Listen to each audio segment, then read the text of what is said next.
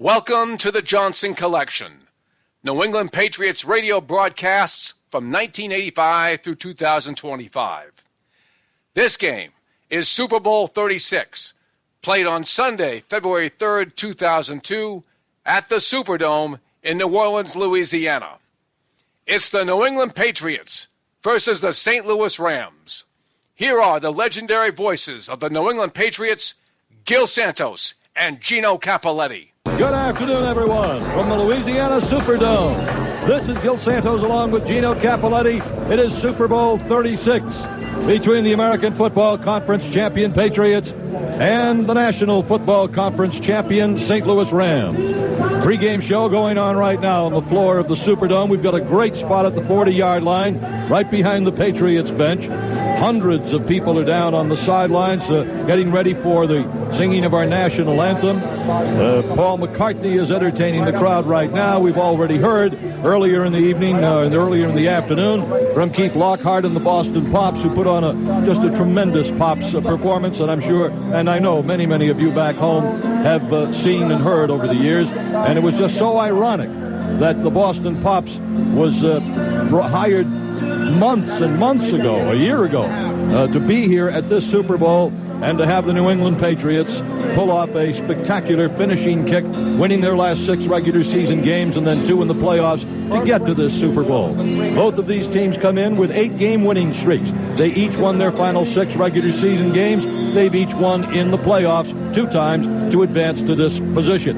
The Patriots, of course, with wins over the Oakland Raiders in that snowstorm in Foxborough, and then last Sunday afternoon at Pittsburgh to beat the Steelers to get here as the American Conference champions. The St. Louis Cardinals played both of their games at home, and they rolled to victory in both of their games to get did I say the St. Louis Cardinals?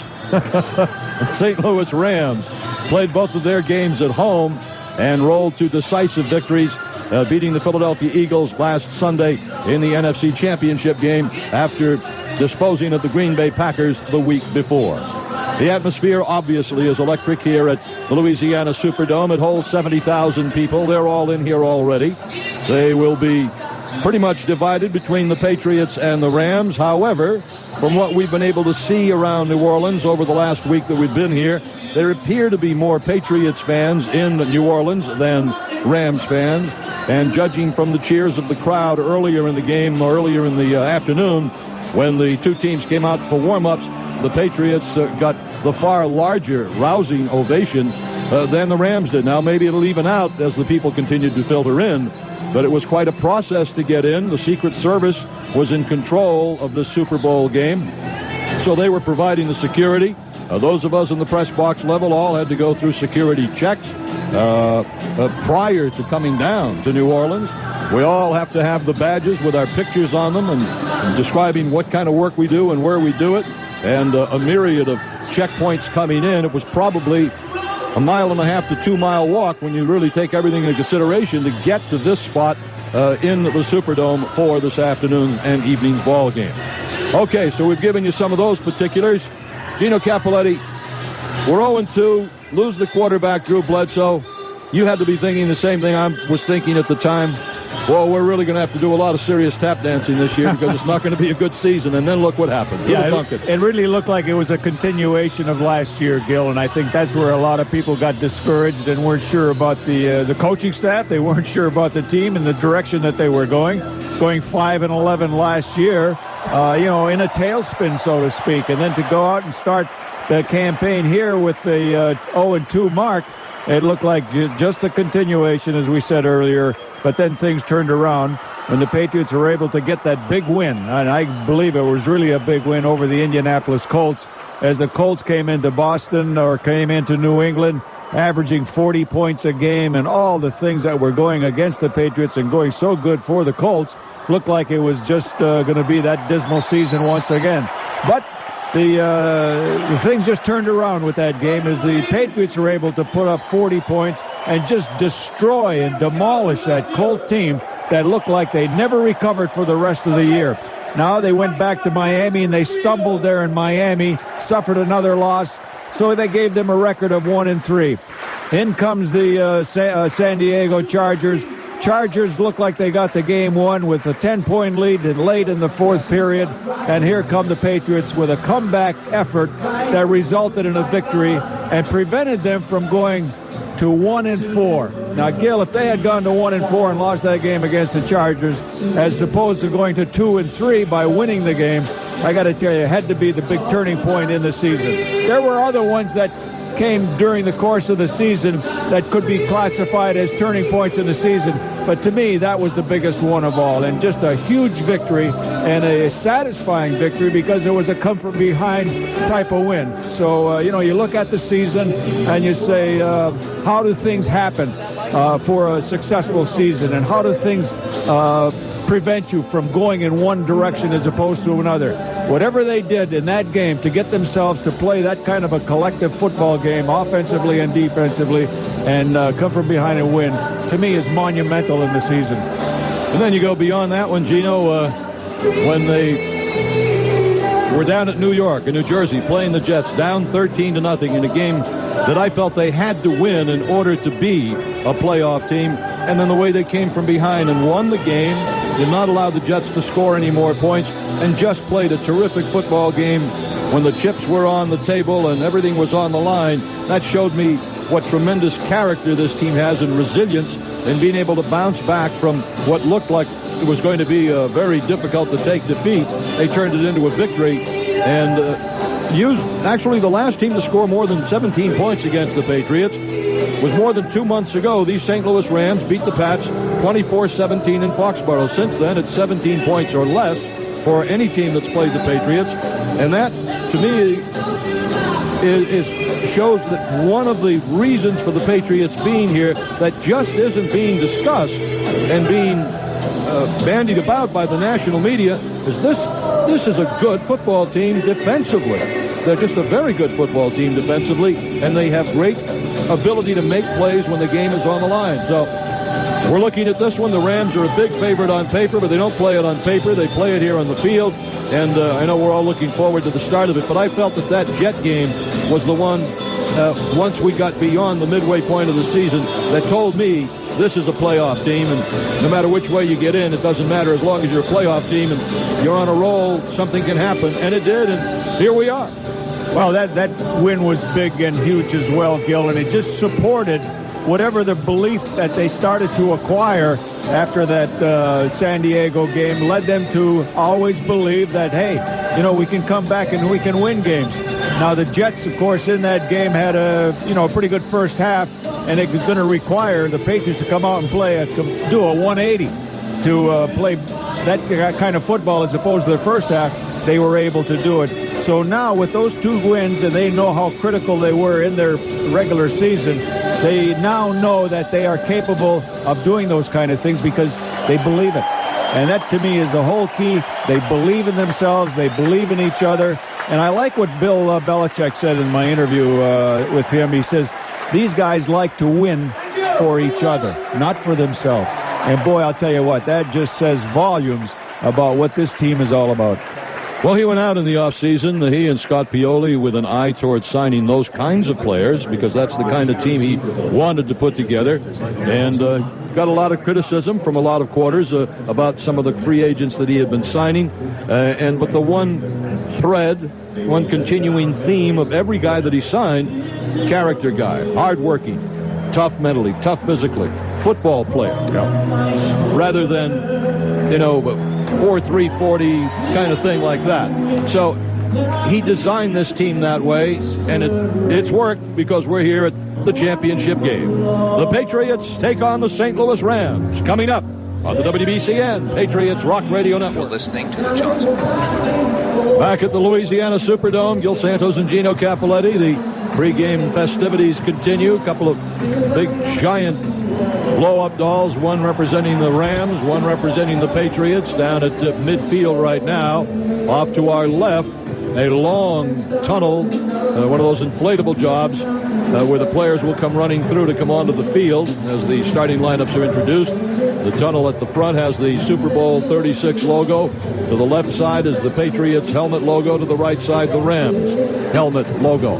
So the pregame hoopla continues here in New Orleans. And Gino, let's do something we haven't had too much of a chance to do so far since we've hit the air. Talk some football. Oh, baby, yeah, why not?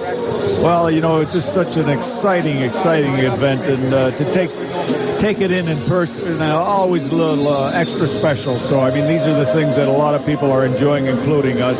Of course, having a chance to experience New Orleans over this past week, also very exciting. And some guys just have lucky days as well. And I know a guy who had a lucky day yesterday. Good sign.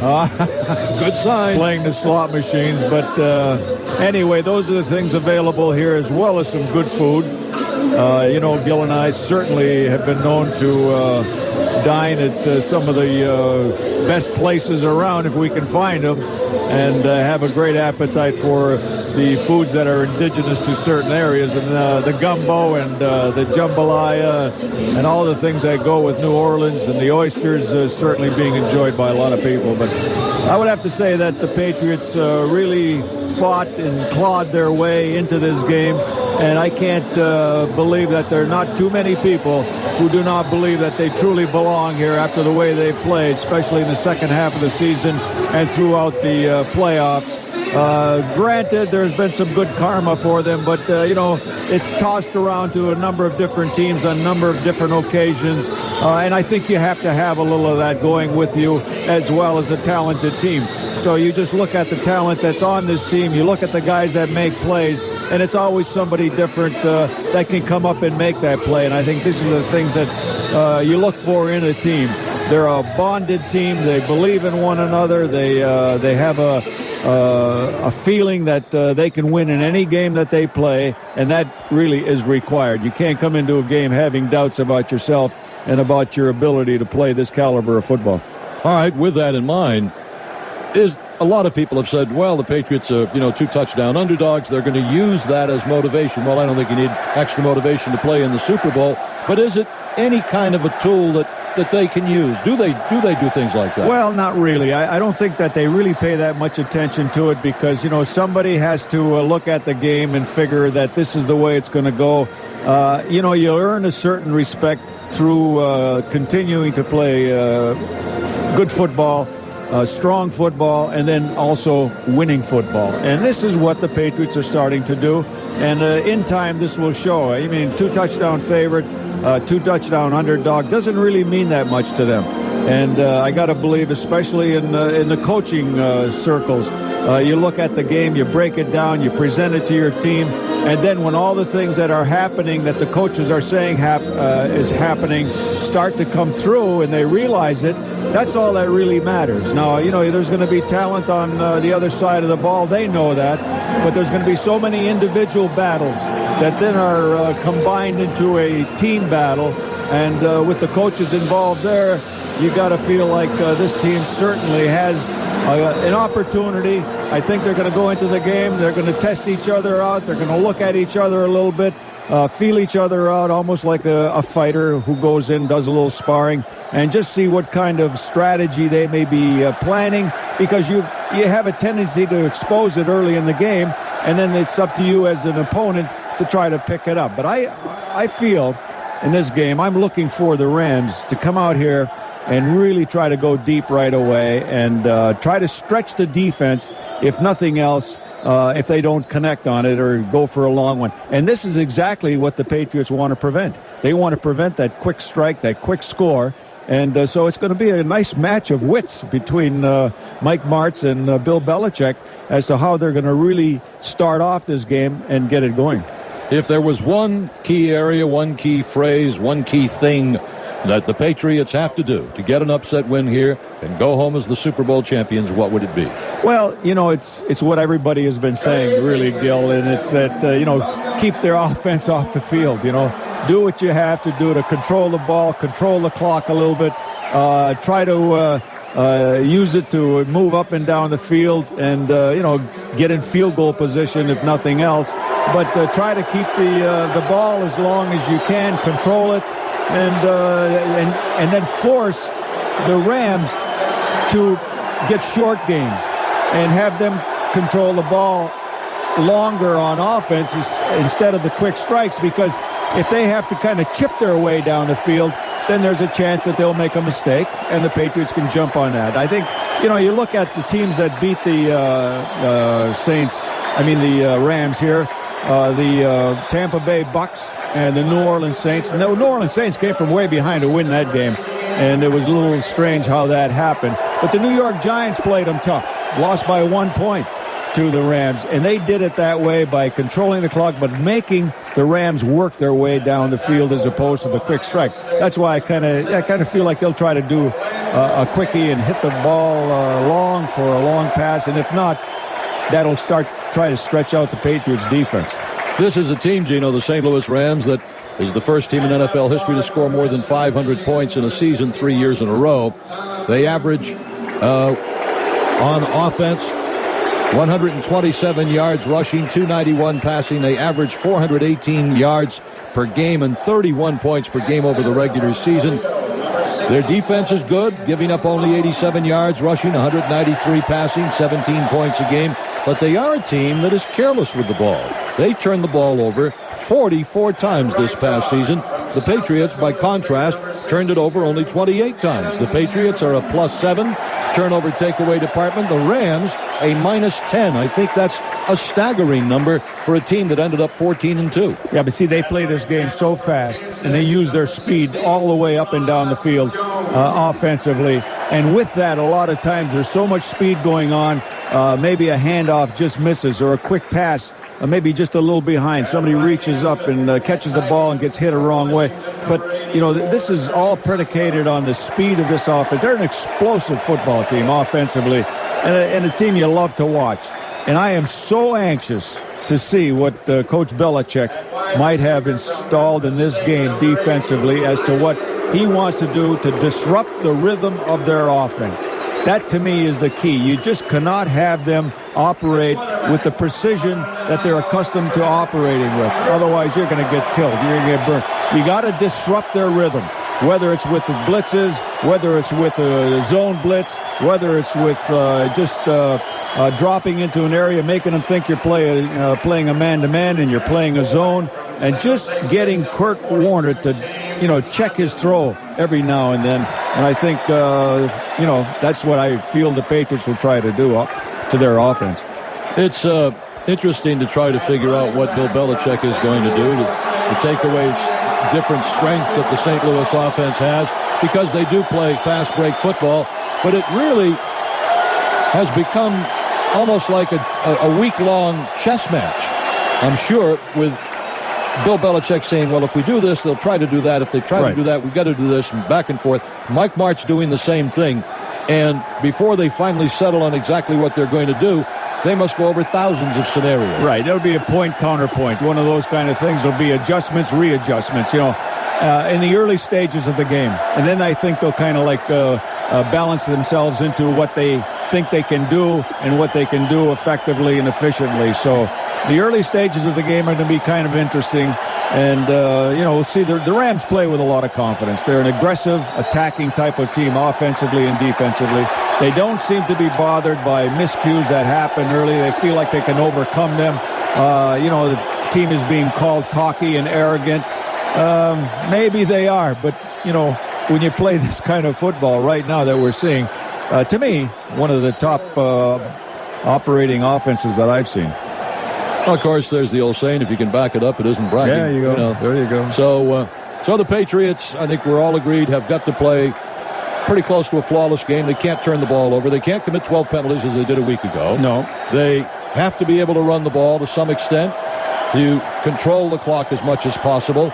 You know that you can't stop the St. Louis Rams offense completely, but you've got to slow them down and keep the game within range. And I feel if the game is in the fourth quarter and the Patriots are in a position where they can win it, that's when I think this team will shine. Absolutely, Gil, absolutely. And then, of course, you look at the Patriots' record in the red zone, offensively and defensively. What a great turnaround they've done from last year. You look at so many things that they've improved on. The turnover department and in the red zone. And this is what really has made this team come alive and play the kind of football that they're playing. So, it's something that we're going to have to wait and see on a little bit early. But you'll notice right away I think if the Rams are going to be as effective offensively as they have been with a lot of games, and we'll see if the Patriots are going to employ maybe more blitzes than they have in the last few months. Or else if they just stay away from the blitz, feeling like the Rams are going to be counting on them to blitz. I noticed once again, Gino, the Patriots did what they've done since the first game of the season. They did not come out individually for introductions. The whole Patriots team was announced, but not player by player, and that's something they started in after the Cincinnati game. And it's just another sign of the team cohesiveness and the camaraderie among these guys, that it's not about any individual, it's about team. Well, you know, that's the thing that has carried them. It's got to make a guy who played back in the old days when that was the way it was played. It's got to make a guy like you feel good to see that. It does, and of course, the fact that Bill Belichick worked so hard to implement that within the team and get them to believe that and think that way on their own. You know, you got to work on each individual in certain ways. When you're coaching them, a lot of times the coach will go around and he'll talk to you as an individual about different things, or he might even call you in his office. I know a lot of coaches have done that one way or another throughout the season. They will have each player come by in the locker room and just have a chat and try to express to the players exactly what they're trying to accomplish out on the field and the kind of philosophy that the coach believes in, and you know, what they want to have the players respond to. So, you know, this has happened for the Patriots. They're here, they belong here, and you know, they just have been an exciting year for professional football in New England by this team, because of its character, because of its strength, because of its toughness, and all the things that they enjoy right now. And that's the image that everybody has of this team, that it's a very physical and tough team, and there is a lot of talent on this team as well. Right now, the people in the 3 decks of this Superdome are holding up these little those little lights that, you know, the kids have, the Halloween and stuff like that, and the day glow, things. Yeah. And the top deck has red lights. The second deck has white lights. The bottom deck has blue lights for the red, white, and blue of the USA. And the Boston Pops gathering back on the bandstand, the rolling bandstand that's been on the field several times now for the singing of our national anthem, which will be coming up momentarily. Mariah Carey will be singing the national anthem. And the color guard is out on the field down to our left at about the 22 or 23 yard line. There are a lot of people, well, actually everybody in the stadium was given among their a seat packet. There's a packet, a cushion on each seat, and in that packet some souvenirs for all the fans. That includes an FM radio, and the 4 broadcasts coming out of this stadium in English: the Fox TV audio, the CBS radio audio, Patriots radio audio, and the Rams radio audio are available to the fans on these little FM receivers. So I've had a lot of Patriots fans say, well, we're sorry we're not going to be able to listen to you and Gino. And I said, aha, but you are. Yes. Right now, let's go to Honor America for our national anthem, the Boston Pops, conducted by Keith Lockhart, and to be sung by Mariah Carey.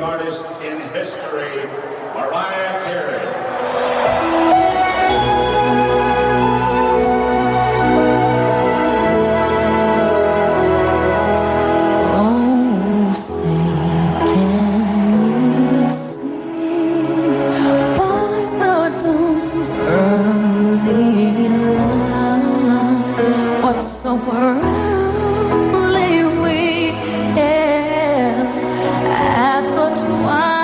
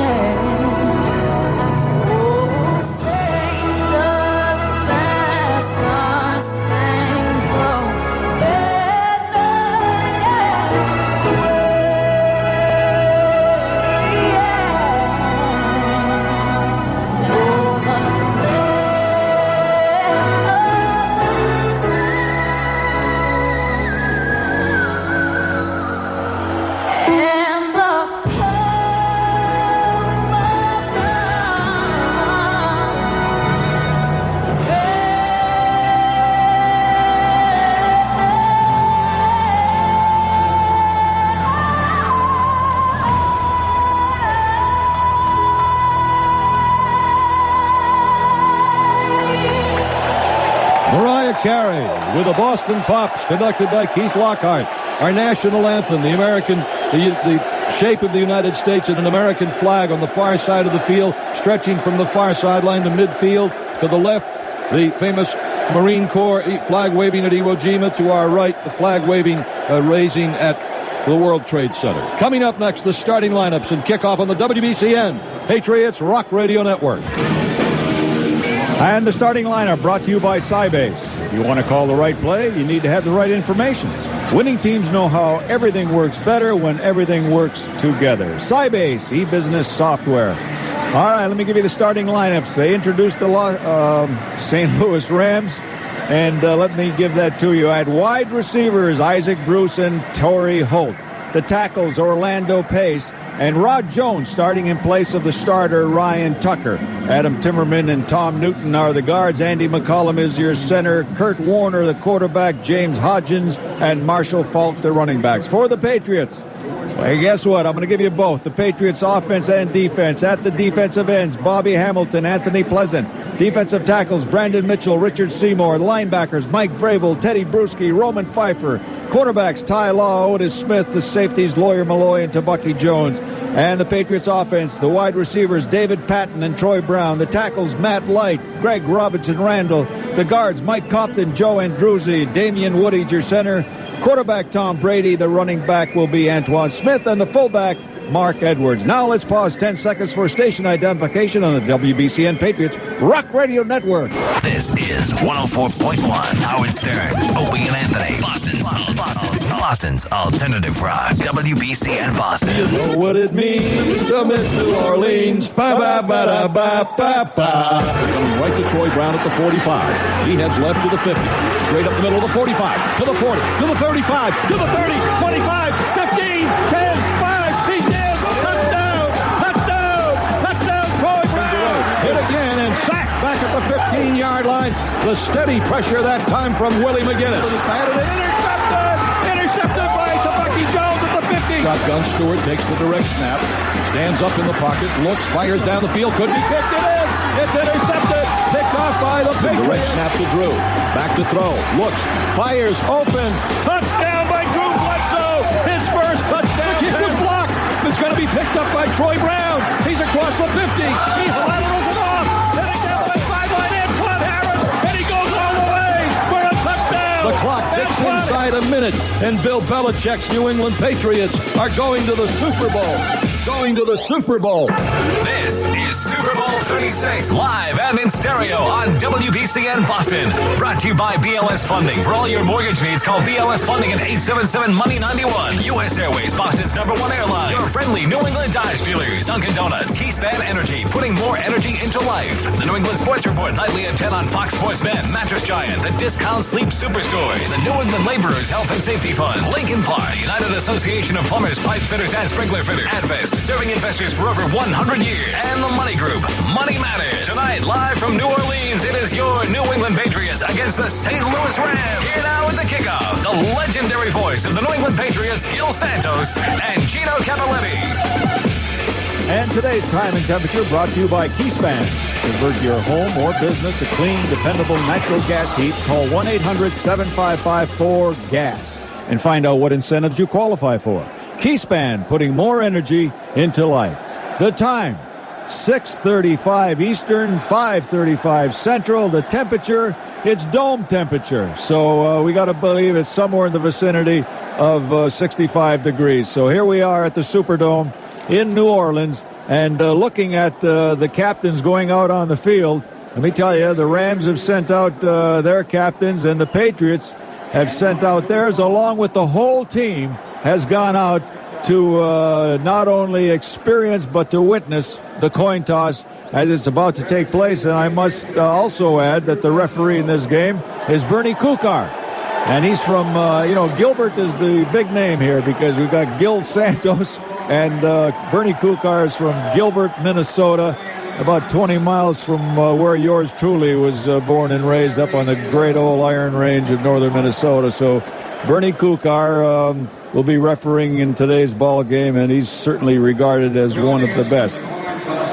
And the coin toss ceremony taking place, and of course it's it's one that exceeds all other coin tosses that you might see during the season and also in some playoffs. You had President George Bush down there, and also Roger Staubach, former Naval Academy graduate, and of course an outstanding football player in the National Football League as he quarterbacked the Dallas Cowboys to several championships along the way. So down on the field, and they're going to take part in the coin toss.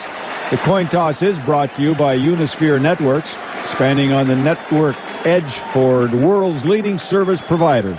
Unisphere Networks provides innovative network infrastructure products that enable revenue-generating broadband data, voice, and video services. So we're down on the field right now and awaiting the toss of the coin.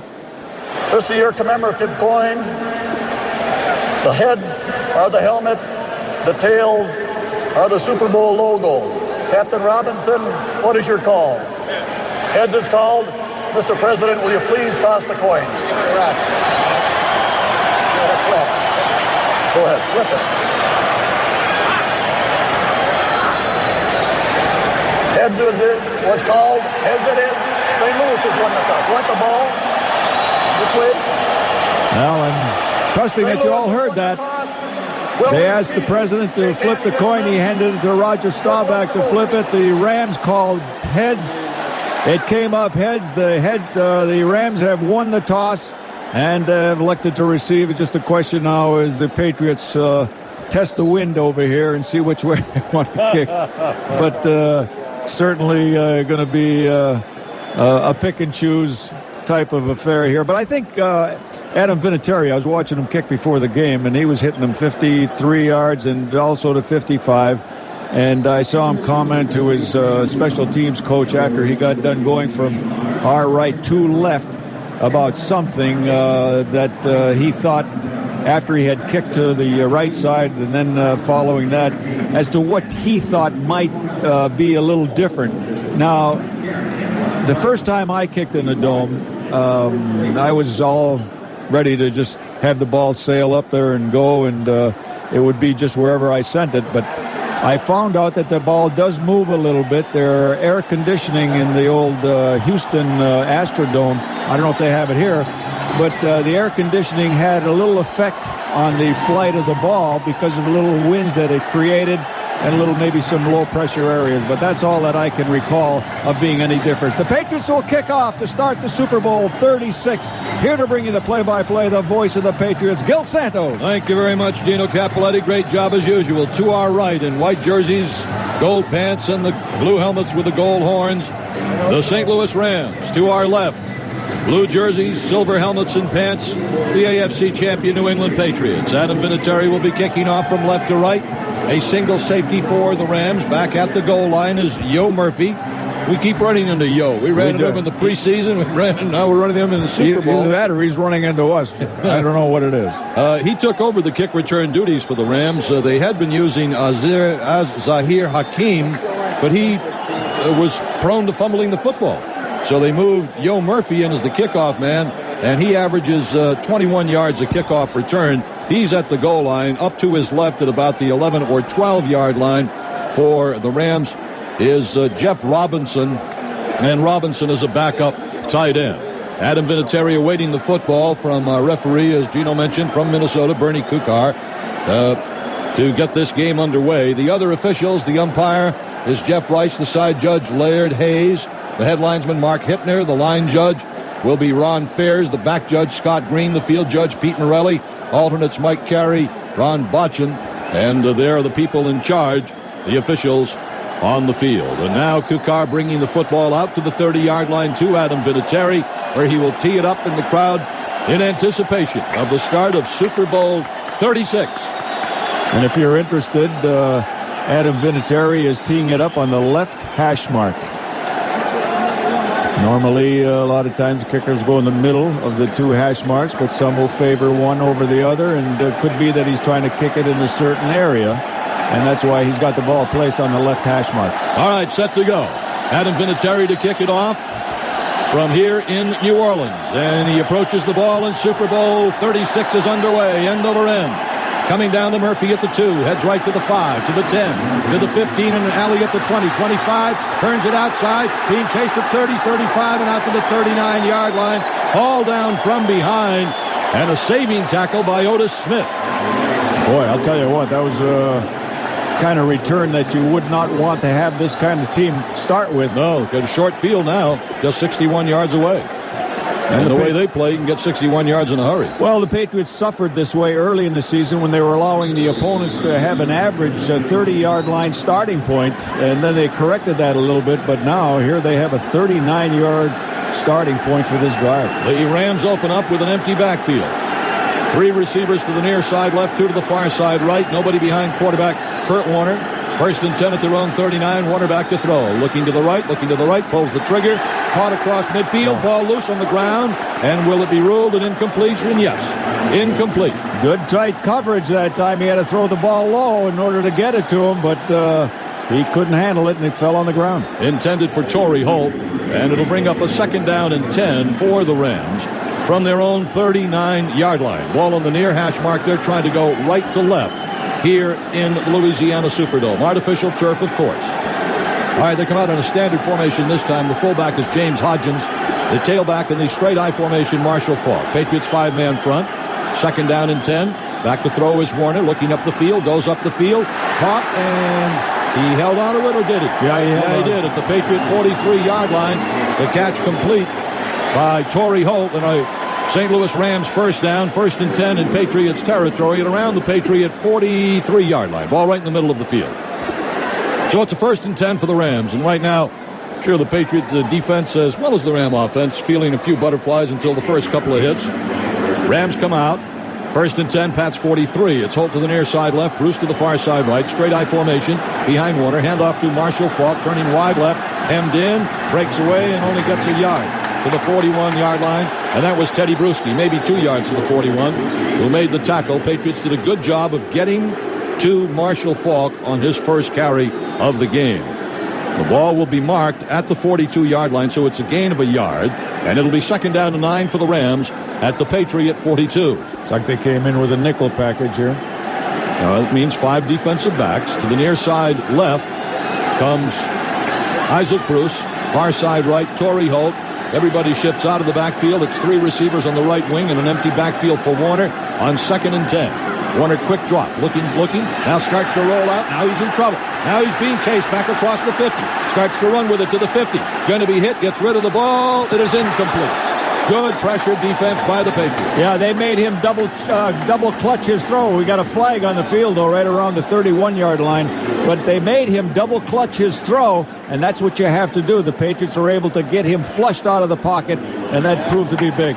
Offensive pass interference against the St. Louis Rams, which will bring up third down and long yardage.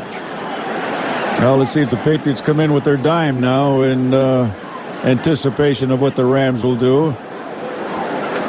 Bill Belichick signaling to the defense, the defensive... Pass interference, number 84 offense. 10-yard penalty, still second down. All right, so repeat second down. Ernie Conwell, the tight end, the guilty party. And the ball comes back across midfield to the Ram 49-yard line, and it's right in the Super Bowl 36 logo area of the field. Second down for St. Louis. And they have to get it all the way down to the Patriot 33, so it's second down and 18 for the Rams. Now Robinson, the lone running back to throw is Warner. Looks, floats it long and deep right side, and it is incomplete. Excellent coverage by the Patriots secondary. Had Ty Law down there with Bucky Jones defending against Ram wide receiver Isaac Bruce. Third down and 18 for St. Louis from their own 49-yard line. Gino, how important in your estimation is this first offensive series for the Rams as it pertains to how the Patriots defenders feel about the way their defense can play? It's important in that they allowed the Rams to have such a great starting point, and if they can prevent any kind of score from here, that would be a big, big plus for the Patriots defense and for the overall feeling about this particular drive. Only running back in the backfield is Faulk. Quick pump fake by Warner. It's a little screen complete to Marshall Faulk, and he's stopped at the Patriot 40-yard line. Tackle made by Antoine Harris and by Anthony Pleasant, and it is 4th down, and the Rams are forced to punt. See, the big play to me in that series was the ability to get Warner out of the pocket, rushed him. He ran to the right, had to come back to the left, and with that, an unsuccessful play. And, of course, a penalty on top of that helped the Patriots. But Patriots got to feel good right now after allowing that kind of starting point. John Baker in to punt for the Rams at his own 45. Back deep inside the 10 at the 8 for the Patriots, Troy Brown. Baker will punt it from right to left. He averages 42 yards a kick. Baker awaiting the snap from long snapper Jeff Robinson. It's there. Punt is high in the air, tumbling, going to bounce and go out of bounds and around the 1 or 2 yard line. Wow. Oh, that bounce. Great field position for the Ram defense. Timeout on the field. 12:13 to go. First quarter, Super Bowl 36 with the game scoreless. Let's take a timeout on the WBCN Patriots Rock Radio Network. Want to build a new career in masonry? Call the Bricklayers and Allied Craft Workers Union and International Masonry Institute. They offer free training, great pay, and benefits. Call them today at 1-800-JOBS-IMI. That's 1-800-JOBS-IMI. And a big hello to all the folks listening here in the Superdome to our Patriots Rock Radio Network broadcast. 1st and 10, Patriots at their own 3. Ball on the near hash, trying to go left to right. Smith alone running back, double tight ends. He comes out of the backfield. It's an empty backfield for Brady on 1st down. Brady drops back to throw, looks, fires left. Troy Brown across the 10, 15, out to the 20, out to the 24, and a first down. Big play. Get out of that hole right there and do it against this Ram defense that has been quite heralded. In the playoffs so far, Troy Brown has 12 receptions, averaging 14 yards a reception. Tom Brady is 44 of 70, no touchdowns, 1 interception. 1st and 10, Patriots, their own 24. Edwards, the fullback, offset right. Smith is the I-back. Edwards in motion, right to left. Brady toss sweep to Smith to the left side. Across the 20, 25, out close to 30. And after the 32-yard line. And the Patriots, a couple of big chunks of yardage on the first 2 plays on offense in this football game.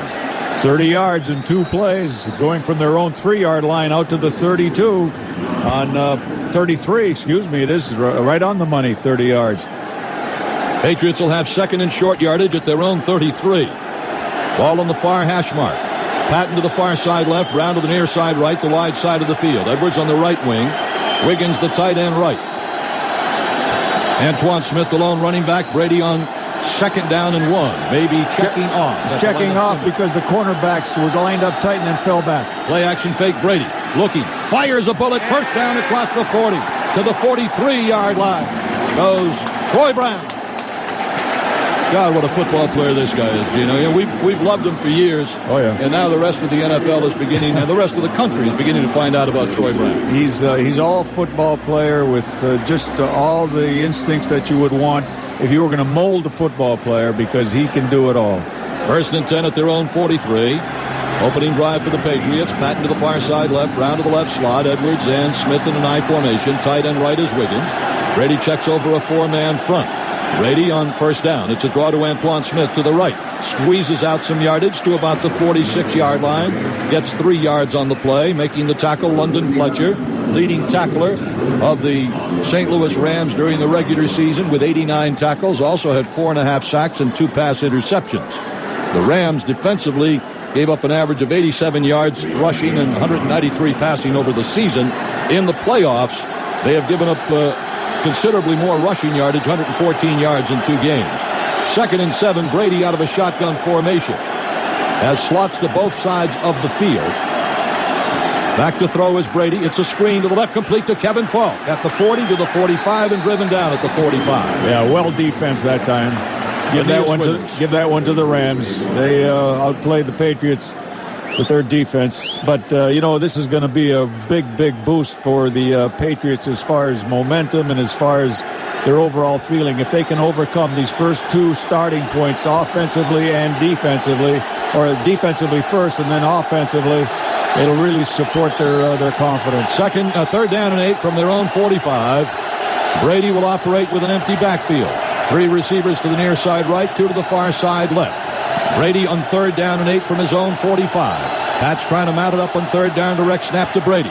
Stands in the pocket, starts to look to the left, starts to run to the 40, 45, and tripped up and out of bounds at about the 48-yard line, shy of a 1st down. but the Patriots were able to get the ball 45 yards away from where they started with it at their own 3-yard line. Great first play offensively.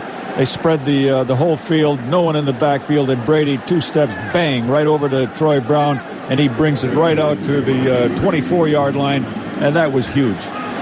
Dre Bly averaging 10 yards a punt return back at his 11-yard line for the Rams. Averaging 40 yards a kick is Ken Walter. Hits it high in the air. Bly is going to let it bounce at the 5 and into the end zone for an automatic touchback.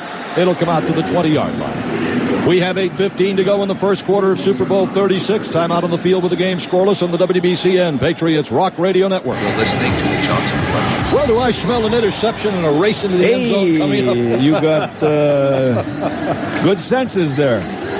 Rams come out 1st and 10 at their own 20, ball in the middle of the field, trying to go right to left. Marshall Faulk, the lone running back. They shift 2 people. Fullback Hodgins now in a split backfield. On 1st and 10 at their own 20, Kurt Warner. Quick drop, fires the quick slant near side. It is caught to the outside. The quick out completed there to Torrey Holt up at about the 28-yard line. Pushed out there by Otis Smith. And it'll be 2nd down and 2 for the Rams. Good first down yardage. Of course, Warner gets rid of the ball very rapidly, and that his experience a couple of years in the Arena Football League helped him to do that, because it's a short field and it's 3 downs and they got to move the ball in a hurry and so on and so forth. So he's learned how to get rid of the ball in a hurry. Now it is a 2nd down and 2, and they shift the tackle Orlando Price to the right side, so it's a tackle eligible play. Handoff comes to Marshall Faulk. He's going to be swallowed up. Oh boy. Just shy, and the ball on the ground. No. He got to the 30-yard line in the first down, but the Patriots defensed it very well with Teddy Bruschi and Willie McGinnis. And Willie McGinnis making the tackle. Yeah, they shifted that time. They put 2 tackles on the right side, Gino. Yeah, I know, and evidently he had to announce that he was going to be eligible. I'm not sure that that was noticed or not.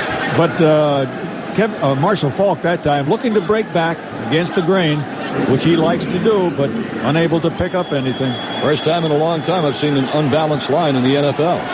1st and 10 Rams now, balanced line at their own 30-yard line. Backs in a split behind Warner. Warner drops quickly back to throw. Looking to the left, goes to the left. It is caught there and immediately popped at the 33-yard line by Ty Law. Was Isaac Bruce, who drilled him into the artificial turf. Yeah, Bruce coming from the right side, just cutting in really on a diagonal across field. He even used one of the officials as a little bit of a shield from Ty Law, but Ty Law stayed right with him and was in position after he made the catch to knock him right down. Bruce to the far side right, Holt to the near side left. They shift. And now Marshall Faulk goes out to the far side right with Hodgins, the lone running back, offset left. 2nd down and 7. It's an end around to Marshall Faulk from right to left, and he is cut down at the 35-yard line by Otis Smith. Forward progress to the 36. It'll be 3rd down and about 4 for the Rams. A little bit better than 4 at around their own 36-yard line. They have to get it just beyond the 40-yard line. Kind of like what you see so far defensively with the Patriots. They look like they're forcing the Rams to do a lot of movement with their formations, and at the same time, I say Kurt Warner is not as smooth or as comfortable as we've seen him.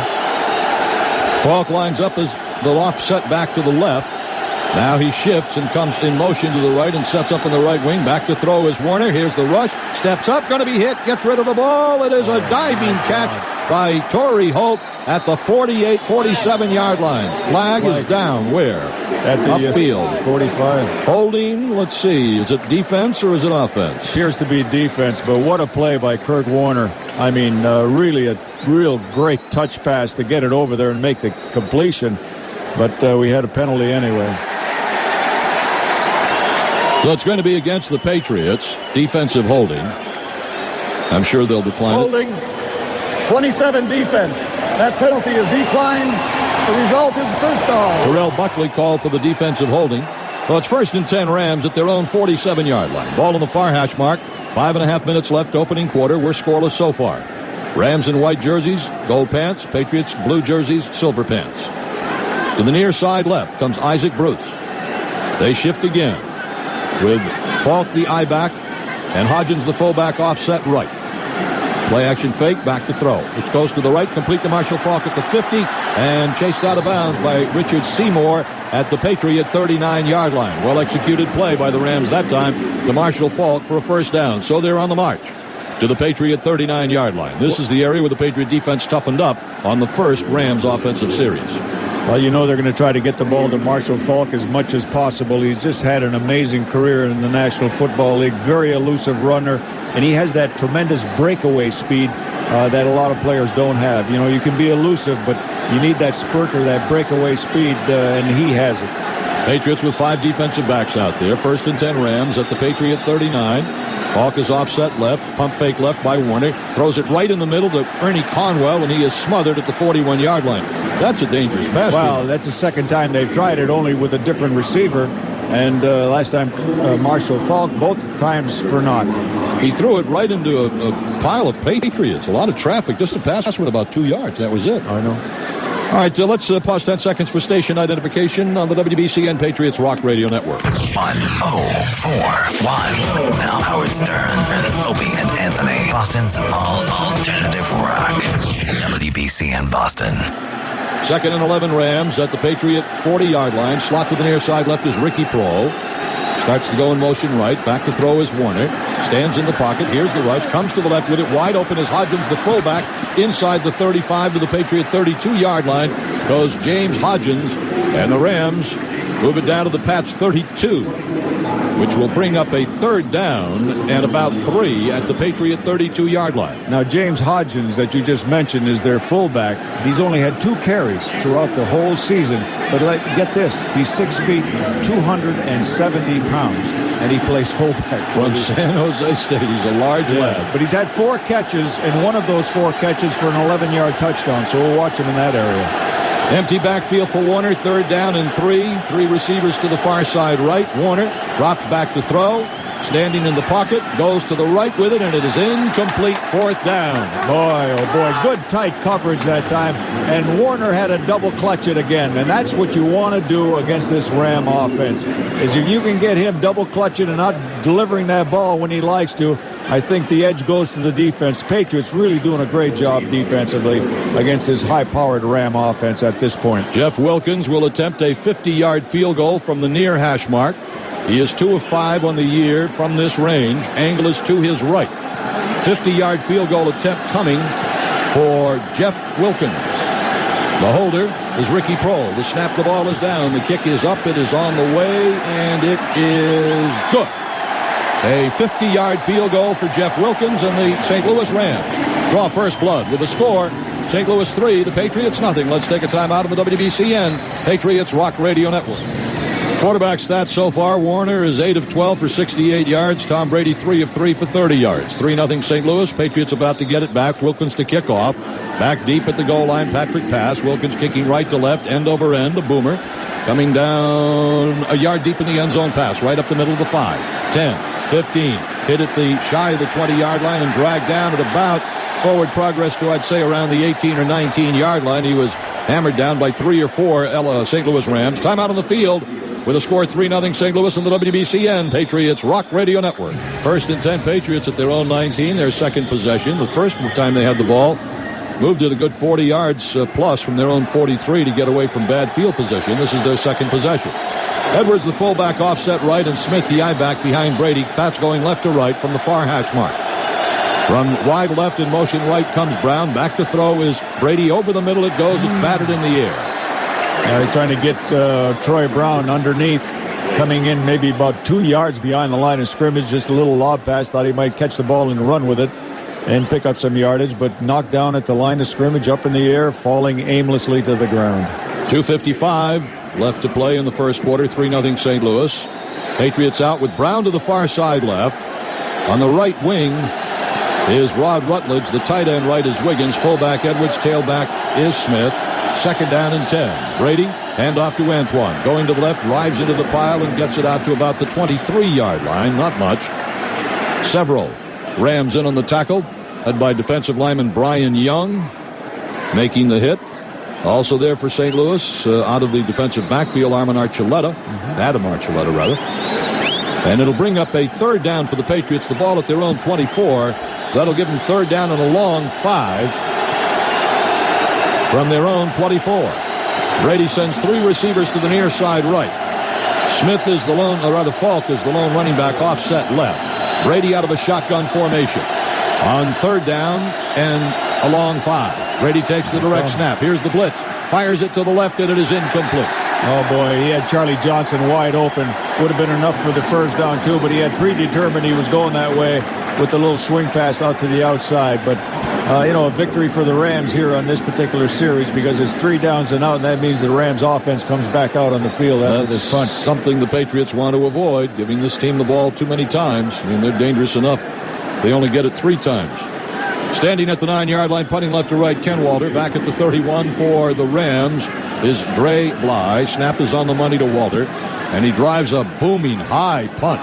Chasing Bly back to his 25. He is hit and spun down at the 22-yard line. What a hit downfield by Gerard Cherry. That's great special teams play, I'll tell you, because timing that thing is important. 50-yard punt for Walter. Great tackle on the special teams by Cherry with the score. 3-0 Rams. Let's take a time out of the WBCN Patriots Rock Radio Network. After the game, switch to Fox Sports Net for the Super Bowl 36 post-game show with Terry Bradshaw, Howie Long, Chris Collingsworth, and James Brown. Post-game show immediately following the game on Fox Sports Net New England. Over the course of the regular season, Kurt Warner completed 375 of 546 passes, 69% completion average, 4,830 yards, 36 touchdown passes, 22 passes were intercepted. First and 10 Rams at their own 22-yard line. Empty backfield for Warner. Now they shift. And Falk lines up offset as the right half. 3 receivers to the near side left. Out of there in motion right. To the far side goes Kroll. Handoff right at the middle of Marshall Falk. Across the third 25 and out across the 25 to about the 28-yard line before Tabucky Jones and Roman Pfeiffer teamed up to make the tackle, but just a quick hitter by the Rams gets them good first down yardage. From their 22 to their 28, a 6-yard gain, bringing up second down and 4 for St. Louis. Ball on the far hash, they're trying to go right to left. Here in the dome, to the far side right goes Holt, near side left is Bruce. Kroll is in the left slot. Hand off again to Falk. He's tackled at about the 31-yard line. A shoestring tackle was made while he was prone on the ground. When he gets up, I'll let you know the number. It was Anthony Pleasant. Makes the tackle to stop Falk on second down. That'll bring up 3rd and 1 for St. Louis from their own 31-yard line. And needless to say, a huge third down play coming for the Patriot defense as well as the Rams offense. 3rd down and 1 at their own 31. Ball in the middle of the field. Fullback is Hodgins, tailback is Falk. Double tight ends for St. Louis. Warner calling signals. Rams lead 3-0. To give us to Falk. Heading to the left. He gets across the 30 and out to the 35, 37-yard line and a first down. Yeah, he shook off the tackle attempt by Brian Cox. Now, I don't know if Brian Cox was bumped a little bit out of position in order to make the tackle, but he was the only one who really had a chance to prevent that from being a third down conversion. So it's a 1st and 10 for the Rams. They keep their drive alive as the seconds tick down here in the first quarter. 30 seconds remaining, clock running. Rams trying to go right to left. They come out of the huddle. Hodgins will be the fullback offset left. The eye back is Falk. 1st and 10 St. Louis. Slot to the far side right for Warner. Warner fakes the toss. Rolls back to throw. Being hit and being sacked. Tremendous play by Patriot Bobby Hamilton. Boy, he held on. Kurt Warner trying to just break free of that. He did the little bootleg out there, and I'm certain that the Rams expected that he would be free to throw the ball, but Bobby Hamilton kept his ground, was even penetrating, and Kurt Warner tried to step up in front of him when he turned around from the bootleg fake. He's just looking at him face to face and almost got away up the middle, but he was ripped down by Bobby Hamilton as he held on to his shirt. And that will be the end of the first quarter. A 5-yard sack by Hamilton will bring up 2nd and 15 for the Rams. Timeout on the field after 1 quarter with a score St. Louis 3. The Patriots nothing on the WBCN Patriots Rock Radio Network. But it'll be a 2nd down and 15 for the St. Louis Rams as we start the second quarter. They'll be going left to right in this quarter. The ball is on the far hash mark. Rams getting the only score of the first quarter and a 50-yard field goal by Jeff Wilkins. So far, the Patriots defense has more than held its own against this vaunted Rams fast break football offense. And now it's a matter of continuing to do it and get some offense cooking. Patriots on offense in this postseason have scored only 2 touchdowns. So it's imperative that they get the offense percolating. 2nd down and 15, St. Louis. They break the huddle. Warner has Falk offset as his left halfback with a slot to the far side left. Now out of the slot, in motion to the right, comes Holt. Or Bruce, rather. Back to throw is Warner. Steps up into the pocket, being chased, fires up the field. It is incomplete and intended at the 50-yard line for Zahir Hakim. But a good hit on Hakim at midfield jarred the ball loose. And again, there was good pressure on Kurt Warner, and we have a Patriot shaken up on the field, and that will be a defensive back. I believe it's Terrence Shaw, and the medical staff goes out to check on Shaw. It is Terrence Shaw being looked over by Dr. Bert Zarins, trainer Ron O'Neill, and the medical staff. That prompts a timeout on the field with a score 3-0 St. Louis. Let's take a timeout on the WBCN Patriots Rock Radio Network. 3rd down and 15 for the Rams from their own 32-yard line. Far hash trying to go left to right. Patriots have the dime package out there, 6 defensive backs, with Antoine Harris and Terrell Buckley joining the starters, Law, Smith, Malloy, and Tabucky Jones. Well, Gil, the Patriots have been successful defensively in doing what they had hoped to do, and that's disrupt the rhythm of Kurt Warner. And that play in particular, you could see the problems it caused the offensive team of the Rams. Ricky Prohl lines up on the right wing. 2 receivers on the wing. To the near side right is Bruce. Back to throw is Warner on 3rd and 15. Steps up in the pocket, being rushed, fires down the field. It is caught across the 50 to the Patriot 45, to the 40, to the 39-yard line, and a first down. Zahir Hakim. So the Rams pull up a big 3rd down play. Gil, there were 4 defenders around that ball, and it went right to the receiver. Great anticipation pass by Kurt Warner. So he pulls off a big play, and it's 1st and 10 St. Louis at the Patriot 39. Patriots defense so far has held its own. And they got to make a play here pretty soon. Yeah, and the only thing that allowed him the time was a 3-man rush only, so everybody was in coverage. Bruce to the far side left, short side of the field. To the near side right is Holt. Back to throw is Warner. This team loves to throw the football. Warner fires, and it hit and dropped. Incomplete at the 35-yard line, intended for tight end Ernie Conwell. Well, the good solid hit by Lawyer Malloy. Forced him to not hold on to the ball. It'll bring up a 2nd and 10 for the Rams at the Patriot 39-yard line. Ball is on the near hash mark. Patriots constantly changing players on defense as they try to match up with the various offensive packages that the Rams throw out there. To the far side left is Holt. Hakim is in the left slot to the far side. To the near side right is Bruce with Prohl in the right slot and Falk the lone running back. 2nd and 10. Warner quick drop. Starts to run right up the middle. Got to be hit and spun down at the 34-yard line. Looked like it was a quarterback draw all the way. It did. I'm surprised they call that. He's not the fastest guy in North America. Tackle made by Anthony Pleasant and Richard Seymour. It'll bring up a 3rd down for the Rams at the Patriot 34-yard line. 3rd and 5 for St. Louis. Well, it's a game of take what you give us, and, that's what they have to do. They feel like the way the coverage has been branching out on the receivers and the way they are running their routes, that they're leaving the middle open with no backfield, so run it yourself, and that's what they try to do. Holt to the far side left. Bruce in the left slot. Back to throw is Warner. 3rd down and 6. Ball batted in the air and incomplete. Diving after it, trying to make the interception, Mike Vrabel. 4th down for the Rams, and they will attempt another long field goal. Jeff Wilkins has already hit a 50-yarder in this game, and he will come out and try another long-distance field goal. Isaac Bruce very frustrated that the Patriots, in an effort to try to come in on a slant and then break out, he's feeling like he's being held and not be able to run freely, and he's complaining to the officials. 52-yard field goal attempt by Wilkins from the near hash mark. The angle is to his left. Prohl will hold. The snap the ball down. The kick up on the way, and it is no good. No good. 52-yard field goal attempt, no good. Patriots defense holds. 13-12 to go, first half. Timeout on the field with a score. The Rams 3, Patriots nothing on the WBCN Patriots Rock Radio Network. The missed field goal from the 42-yard line, Gino, gives the Patriots good field position. Their best of the day, their own 42 to start. That's right, Gil. Yeah, that's why you get the big bucks, Duke. Antoine Smith, the lone running back behind Brady. Slot to the near side left. Ball is on the near hash mark patch, trying to go right to left. Toss sweep. Smith to the right side at the 40. Across the 45. Puts his nose down and plows it to about the 47-yard line. And a solid first down gain of 5 yards for Antoine. Might have been a little bit more. Let's see where they're going to mark it. They're going to mark it just across the 41 to the 42, so it's a 5-yard gain. Second down and 5, Patriots at their own, 47-yard line. Patriots with good field position for the first time in the game. Troy Brown to the far side right, the short side of the field. Double tight ends for the Patriots. Edwards the fullback, offset right. Smith is the I-back behind Brady on 2nd and 5.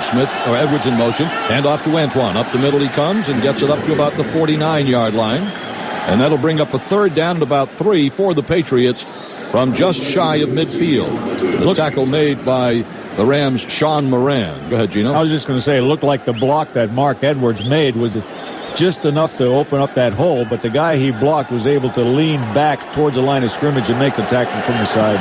Out of a shotgun formation, Brady has Redmond to his left in the backfield. Slot to the far side right for the Patriots. Patton to the near side left.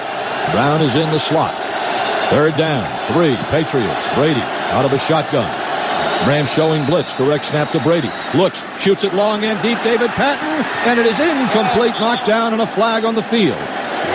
As Patton was streaking down the field to about the 25-yard line, the flag fell a little further upfield. And let's see what we're going to get. Patriots' first attempt to go deep in this football game. Well, the safety came over and almost had the interception. The indication is that it's going to go against the Rams. Defensive holding, automatic first down. Patriots keep the football. Well, it couldn't come at a better time. Holding, the last series. 20 defense. That's a 5-yard penalty, automatic first down. Kim Herring, the safety man. Well, he was holding as he was going upfield, evidently, but because I saw the safety man coming over. Kim Herring is a safety, but he was probably up on the coverage and tight. But after the last series, 3 downs and out, this is exactly what the doctor ordered for the Patriots. Ball is at the Ram 46. Brown to the far side right. Patton to the near side left. Double tight ends, and Smith alone running back behind Brady on first down. In motion right to left comes Brown. Play action fake by Brady. Standing in, fires to the right. It is incomplete and a flag. Penalty marker down at the line of scrimmage. Usually indicates holding against the Patriots. So they benefit from a flag against the Rams. First Patriot penalty of the game. And now they are torched by a penalty on one of the holding up front people. 77 offense. 10-yard penalty, still first down. That's Mike Compton. Gets called for the holding. First penalty against the Patriots this afternoon, or actually now this evening, as we have passed the evening here in New Orleans. Game started out evening back home. Ball at the 44-yard line of the Patriots, where it'll be first down and 20. From their own 44, they have to get to the Rams' 36.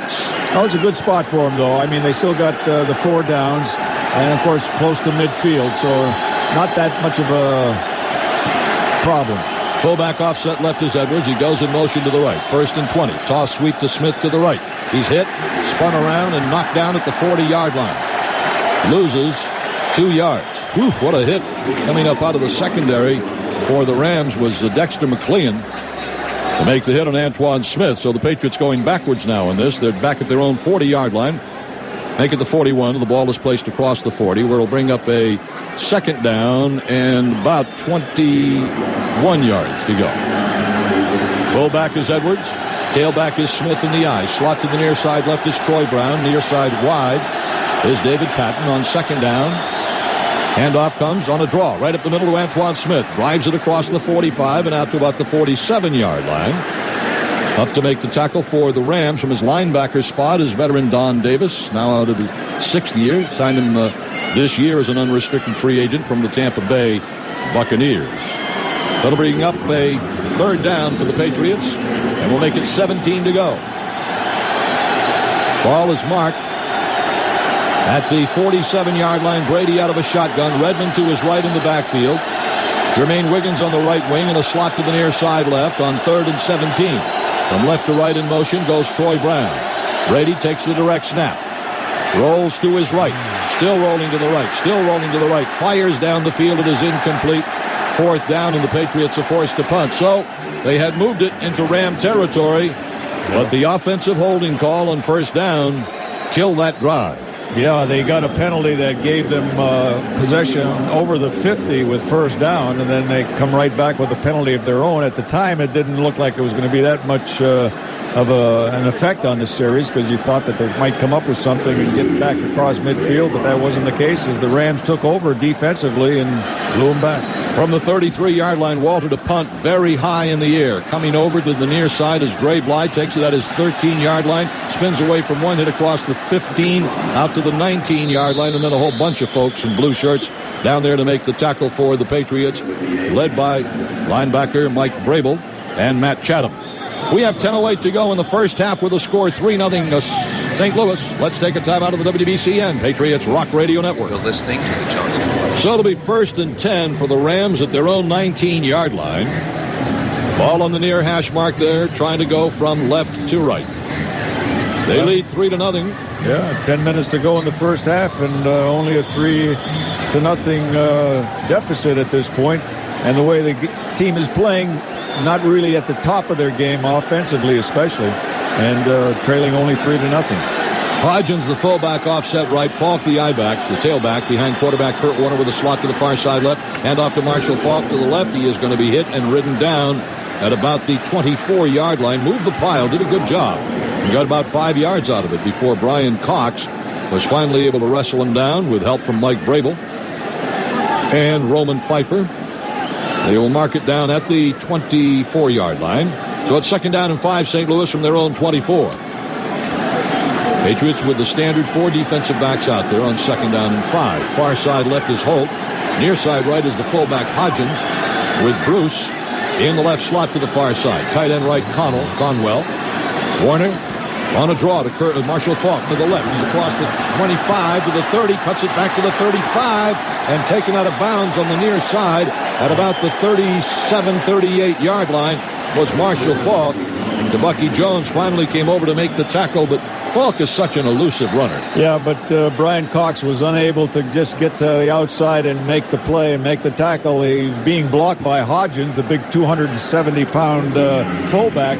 But had Brian Cox been able to make that play, it would have prevented him from picking up the yardage that he did. 1st and 10 for the Rams at their own 39. Holt to the far side left. Hodgins, the fullback, lines up in the left slot on the left wing. And in motion to the near side right comes Bruce. And Warner goes back to throw, and here's the blitz by Mike Vrabel. The pass is intercepted. Picked off by Ty Law. 30, 25, 20, 15, touchdown! Ty Law picks it off and takes it to the house. And the Patriots take the lead with 8:49 to go in the first half. Hey, who was in his face? Kurt Warner. I think it was Mike Vrabel. Yeah, number 50 got in clean, and he was right on top of Kurt Warner and made him throw the ball much sooner than he wants to, and he just laid it up there. Isaac Bruce did not have a chance to turn around to find the ball, and there was Ty Law with the interception, and just nothing but green space in front of him, trotting down the sidelines for a go-ahead touchdown, and the Patriots out on top. Big play by the Patriot defense. Vrabel on the rush. Yes. Ty Law on the interception. Extra point attempt coming from Adam Vinatieri. 8:49 to go, first half. Walter to hold. Ball down, kick up. Right between the sticks. Teams head back upfield. 8:49 to go in the first half of Super Bowl 36. And your AFC champion New England Patriots have taken the lead. Time out on the field with a score. The Patriots 7 and the Rams 3 on the WBCN Patriots Rock Radio Network. Well, 45-yard interception return by Ty Law. And it's a 7-3 Patriot lead. Adam Vinatieri kicking off right to left. Yo Murphy deep at the goal line. Kickoff away, end over end. Returnable. Murphy takes it at the 7. Heads to the middle of the 10. 15 to the 20, 25. And wrestled down at about the 27-28-yard line. And that's where the Rams offense will come onto the field from their own 28-yard line or so with 8:39 to go here in the first half. Trying to get an official, they've given us a yardage. It looked to be about 45 yards. on the interception returned by Ty Law, but we haven't gotten an official word from the I would Super say Bowl it's folks. between the 40 and 45 that Ty Law was able to get that floating ball coming right to him and then race right up the sidelines. 1st and 10 Rams at their own 28. Falk, the lone running back, slots to both sides of the field for Kurt Warner on 1st and 10. In motion from right to left goes Ricky Prohl. Toss sweep comes to Falk. Turning it wide to the left. Being turned in. Being ripped down at the 29-30-yard line. Good solid defense by the Patriots. They stretched it out. On the bottom of the pile to make the tackle was Terrence Shaw for the Patriots with help from Mike Vrabel. And Gino, a key component of that defensive touchdown for the Patriots was the tremendous rush that Mike Vrabel, blitzing from the left outside linebacker, put on quarterback Kurt Warner. Yeah, the tight end released, went to the outside, and the tackle then is supposed to block out. He blocked down, did not notice Vrabel there, and just Vrabel had a straight line right to Warner. Dropped the fumble, snap, ball on the ground. No, now Warner has it, fires to the near side, it is caught, and heading across the 35 to the 40, 45 to midfield, saying he stepped out of bounds. Back at the 41-yard line was Isaac Holt. The snap hit the ground, but it bounced right back up into the hands of Kurt Warner. That could have been a huge play. But what talent! You can see it on the Rams. Isaac Bruce and Holt, with what they're able to do with the ball after the catch. Here was a disrupted play by dropping the ball on the ground. Warner picked it up and went back once again. Was able to just loft one out to the right side. And big chunky yardage picked up when it looked like a broken play. 1st and 10 Rams at their own 41. Backs in a split behind Warner. Falk and Hodgins. Warner back to throw. Here's the rush. Steps up into the pocket. Comes to the near side. It is caught down and out at the Patriot 49-yard line by Zahir Hakim. And that is going to be, I believe, a little bit shy of a first down. Be 9 yards plus a little bit. It'll bring up 2nd down for the Rams. Just over midfield. 2nd down and a short 1 yard to go for St. Louis. Now Matt Stevens and Vrabel come out. Bobby Hamilton and Teddy Bruschi come in to the Patriot defense on 2nd down and short yardage for St. Louis. Hodgins, the fullback. Falk, the tailback in the eye. Conwell shifts to the tight right side. From wide right in motion left to the far side of the field goes Holt. Warner, toss sweep to Falk. Turning wide to the right. He is hit and stacked up at the 50-yard line, short of a first down. Bobby Hamilton and Teddy Bruschi. Bruschi and Lawyer Malloy went out there to force the ball in, and Malloy had to go out with the block. But see, that's the position that coaches put you in sometime to make those kind of plays. So he had Lawyer Malloy and Teddy Bruschi out there on that quick toss pass, and when he cut back into it, he had to face Bruschi. Bruschi made the hit to stop. 3rd down and 1 for St. Louis, just over midfield. They shift out of an empty backfield and put Warner in as the left half. Rather, Falk in as the left half. Warner calling signals. He's back to throw. He looks. He fires. And it is picked off by Lawyer Malloy. No, wasn't handling it. He bobbled it going out of bounds, but it is still an incomplete pass. And 4th down, the Rams forced to punt. Little momentum shift here, Duke. Definitely a big momentum shift. Isaac Bruce, the intended receiver, but Holt was open in a medium range pass at around the 40, and I thought that's exactly where Warner was going, and he's lofted it up there freely from a corner pattern. But when you loft the ball like that, you got a chance for the receiver to make a recovery and get in there, and that's exactly what happened. All right, John Baker to punt, standing at his 34, gets the kick away. Coming down to Troy Brown, signals fair catch and takes it at his own 15-yard line. And that's where the Patriot offense will go on to the field. I was surprised he called for a fair catch there. I think he's surprised, too. He didn't have that tight of coverage coming down. Somebody should be signaling him as to where the coverage is. So the Patriots will take over at their own 15-yard line. 6:10 to go here in the first half, with the Patriots leading 7-3 on a Ty Law 45-yard interception return for a Patriots touchdown. And the Pats huddle up back inside the 10-yard line. Tom Brady breaks them out. To the near side left is David Patton. To the near side left slot is Troy Brown. Smith, the lone running back. Mark Edwards, the fullback on the right wing. Comes in motion to the left. Brady calling signals. Toss sweep to Smith to the left. Across the 15, across the 20, out to the 25, and out to the 26-yard line. Big momentum swing, Gil. Big. Quan Smith and a Patriot first down out to the Pats' 26-yard line. Well, the Ty Law defensive play that got them a touchdown. The interception return certainly sparking the Patriots at this point. The Pats have done a good job so far containing this high-powered Rams offense. The formation that the Patriots threw at them that time allowed a quick corner on the left side, and that's where Antoine Smith took advantage of. He has 8 carries for 38 yards here in the first half. Edwards, the fullback, offset left, goes in motion right. Smith, the tailback. Play action fake. Brady fires right, complete to Mark Edwards. He's up to the 30-yard line and fights for yardage to the 31 as he gains 5 yards. It is 2nd down and 5 for the Patriot offense. Making the tackle on the far side of the field for the St. Louis Rams. There was a Dre Bly also over there for St. Louis. Dexter McLean. 2nd down and 5 for the Patriots at their own 31. Ball on the far hash, trying to go right to left. Brady brings them out.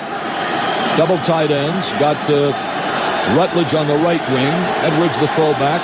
Smith the tailback in the eye. Brown wide to the near side left. Brady checks him over on 2nd and 5. They give us to Antoine. Trying to turn it wide right. Turns the corner. Pounds it up across the 45-yard line. And is driven down. I think they're going to say he went out of bounds at about the 45. They give him forward progress across the 45-yard line. 36-yard line. My mistake. That'll bring up a short yardage situation for the Patriots. 3rd down and less than a yard at their own 36-yard line. Very important drive for the Patriots. Got the momentum. Hold on to the ball now. They need first downs. Round to the near side left. Edwards, the fullback, gets the call. Edwards drives into the middle, is driven back. And let's see what kind of forward progress they give him. They give him enough. Yep, they got him a first down across the 36 to the 37-yard line. 1st and 10 Patriots. They keep the drive alive. 3:55 to go first half. That's leading 7-3 here at Super Bowl 36. Patriots, 3rd trip to the Super Bowl in their history, try to win it for the first time. The Rams, 3rd trip to the Super Bowl. They have won 1 and lost 1. Near side left is Patton. Brown to the far side right. Edwards offset right as the fullback. Ball on the far hash mark. Patriots trying to go right to left. Smith is the eye back. In motion comes the tight end Wiggins. The handoff comes to Mark Edwards, and he gets it up to about the 39-yard line as they ran a counter that time to Edwards, the fullback, from offset right, countering back to the left side. Well, first down yardage important when you're trying to control the ball and keep it away from the opponent as well as clock control. So Patriots trying to do that in this drive. Very important. Gain of 3, 2nd down and 7 from their own 40. Edwards on the left wing with a slot to the far side right. Smith, the lone running back. Edwards in motion to the right. Toss sweep comes to Antoine. Trying to turn it wide, being hemmed in, and run down at about the 38-yard line. Excellent penetration that time by 2nd-year defensive lineman Brian Young from the University of Texas, El Paso, making the tackle. It'll be 3rd down for the Patriots from their own 39-yard line.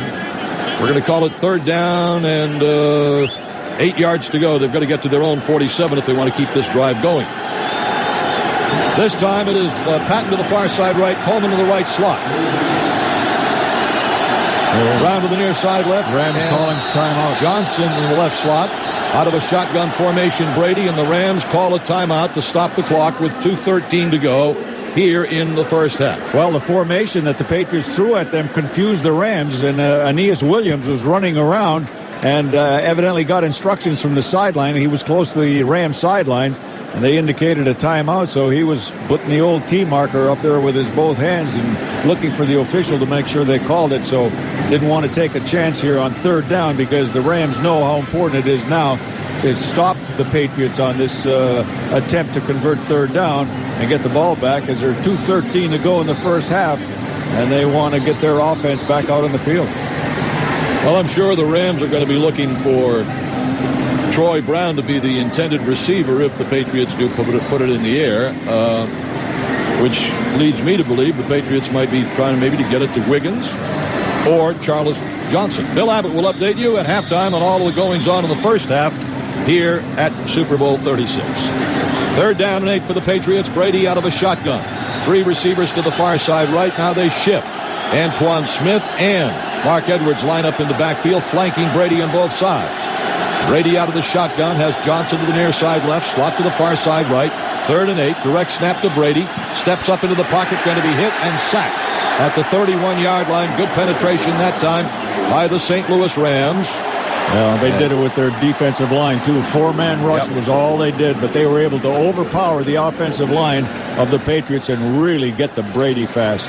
Leonard Little and Toyoka Jackson making the stop for the Rams. Ken Walter into punt, stands at his 20.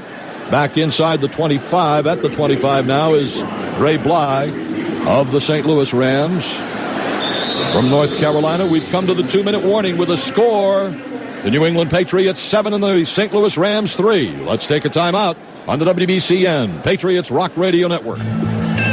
Ken Walter at his 17-yard line with punting from right to left. Walter, of course, in the regular season, just a great job after the Patriots picked him up a few games into the season.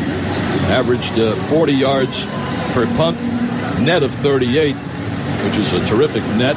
Put 24 punts inside the 20-yard line and only 2 touchbacks all season long for Ken Walter. He's done a great job for him. Great acquisition, when the Patriots felt like Lee Johnson was slipping and getting to a point where they had to make a change at that point, and they made it. Another big decision by Bill Belichick that has worked out. And he's a brand new daddy this week. Stands at a 17 to punt right to left. Bly back at the 21 for the Rams. Snap is on the money. Walter rifles it high in the air. Bly is signaling fair catch back at his 15-yard line. What a great punt by Patriot Ken Walter. Rams 1st and 10 at their own 15. A statistician, Raj Holman, tells us 53 yards. He's on top of his game today, isn't he, Tino? Boy, is he ever. It's all that gumbo and jambalaya and oysters. But Roger's a very patient eater. He is. Takes his time and enjoys every morsel. Dissects it. Yes. Raj? 1st and 10 Rams at their own 15. Sounds like the guy's dined with you quite often. More than once. Bernie Kukar, referee, says there's a timeout. The Patriots call a timeout. So the Pats call a timeout to discuss what, Gino? The personnel grouping that the Rams have out there, maybe? No, I think they're going to discuss why both teams only have 49 yards rushing. But actually, Gino, as we looked at the statistics here in the first half so far, I think the Patriots are doing what they want to do. They're not allowing the Rams to get big rushing yardage. They're running the ball a little bit themselves, and they got a big play from defense, and they've had very good play from the special teams with the exception of the opening kickoff, which could have made things shaky but didn't. Yeah, they're doing what they thought they had to do in order to stay in this game and possibly win it.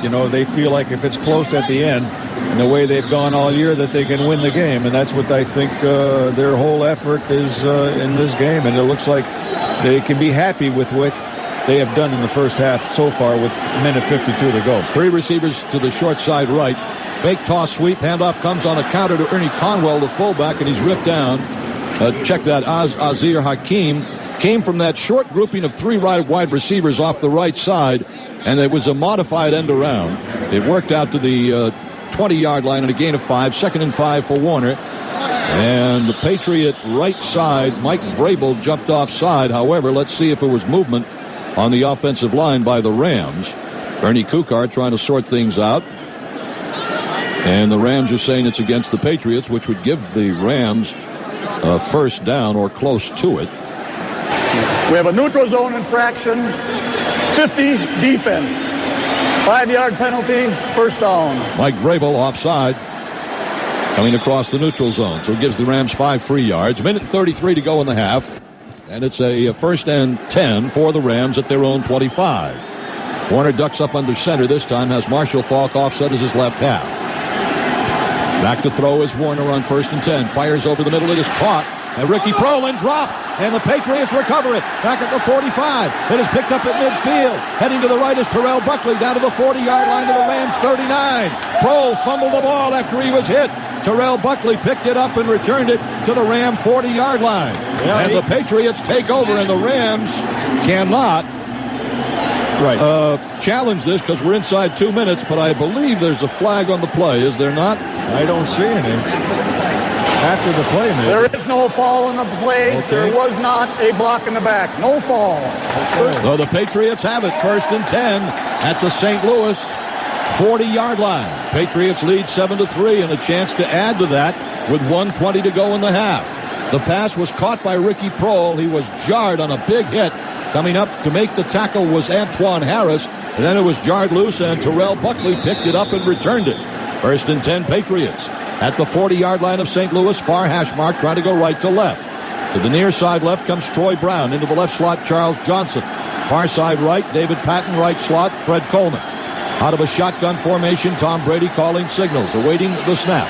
It's on the money. He looks to the left. He fires to the left. It's a quick screen. Troy Brown at the 35, at the 30, on his feet inside the 30, to the 24. Troy Brown on the quick screen. 1st down, Patriots at the Rams' 24-yard line. Well, it's a play that they've used all year, and it seems like a lot of teams have copied that play after they saw the Patriots use it so effectively early, especially with Troy Brown.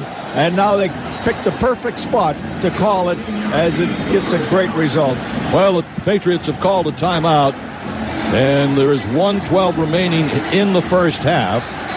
That leaves the Patriots with 1 timeout remaining, I believe. The clock is showing 2, but I think they took one a little while ago. In any event, they have the ball at the Ram 24-yard line and in prime scoring position on that reception by Troy Brown and that little quick screen. Troy Brown, 3 receptions, 47 yards, and all 3 receptions for first downs. Slot to the far side right is Brown. To the far side, wide, goes Patton. Slot to the near side left as well for Brady in an empty backfield. And now the Rams call timeout, and the chess match continues here at the Superdome.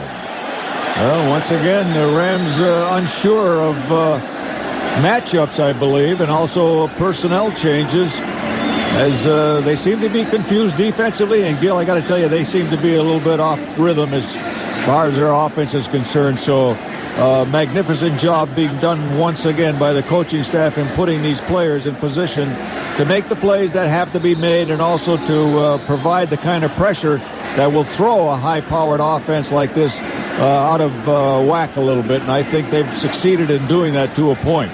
And offensively now, they seem to be starting to crack the Rams defense a little better as this offense now picks up a nice momentum. Grant Williams is in at left tackle as Matt Light is limping off the field. 1st and 10 at the Ram 24. Direct snap to Brady. Fires to the right. It is caught by Jermaine Wiggins down to the 15-yard line. Jermaine Wiggins and Troy Brown doing out patterns. Jermaine from his tight end position. Troy Brown on the flank, and the Patriots now in a hurry-up offense. They mark it at the 16, a yard short of the first down. 57 seconds to go in the half. Again, Brady out of a shotgun. Redmond to his right in the backfield. 2nd and 1 for Tom Brady and the Patriots at the Ram 16. Brady takes the direct snap. Stands up, looks, fires right, incomplete. Intended for David Patton, thrown to the outside of Patton. Couldn't make the catch. Wasn't even close. That'll bring up a 3rd down for the Patriots at the St. Louis 16-yard line. So they've got 2 yards to go for a first down here. And 41 seconds remaining with 1 timeout to go. Do you run it to get the first down, Gino? They're 2 of 5 in 3rd down conversions. Or do you throw it? I think you got to try to get the first down. And whether you do it running or a little short pass, I'm not sure. But Antoine Smith is in the backfield to the left of Brady out of a shotgun. 3rd and 2 at the Ram 16. In motion left to right comes Charles Johnson. It is the toss sweep. Coming to the left side, Antoine Smith. Trying to turn it right. He does. First down. That's out of bounds. It's Kevin Falk. Inside the Ram 10-yard line. Just the play you wanted. Pick up the first down and at the same time get out of bounds. Hold on to that 1 timeout. Very important. Ball marked at the 8-yard line. 1st and goal to go. Patriots. 36 seconds to go. First half. Super Bowl 36. Pats lead 7-3. Now Falk comes out. J.R. Redmond comes in. Wiggins goes out. Rutledge is in at tight end. 1st and goal for the Pats at the Rams 8-yard line. Ball on the near hash mark. Patriots trying to go right to left, looking to add another first half score. To the far side right is Patton. Near side left is Johnson. Left side slot, Troy Brown. Brady up under center this time with Redmond. Offset is the right half. Brady calls timeout. Well, it's that chess match. It's taking place. Looked at the St. Louis defense, called the timeout. He used his final timeout, too, so I don't know. Well, let's pause 10 seconds for station identification. Gino will collect his thoughts. Well, and he'll have a very cogent comment when we come back on the WBCN Patriots Rock Radio Network. This is the home of the AFC champion, New England Patriots. 104.1 Howard Stern, Opie and Anthony, Boston's alternative rock. WBCN Boston. All right, Gino, now the cogent comment that you had promised us. I saw the blue card go down. You were on, pal. Well, the Patriots now with no timeouts here, and of course, I got to feel like they're going to go in there and score. I just got a good feeling on that. Redmond is the running back, offset right. Slot to the near side left, Troy Brown. Patton to the far side right. Brady first and goal. St. Louis 8-yard line. Brady drops back to throw. Looks. Fires right. Touchdown, David Patton! Touchdown, David Patton! 8-yard touchdown pass from Tom Brady. What'd I tell you? 31 seconds to go in the half, and the Pats score their second touchdown of the second quarter.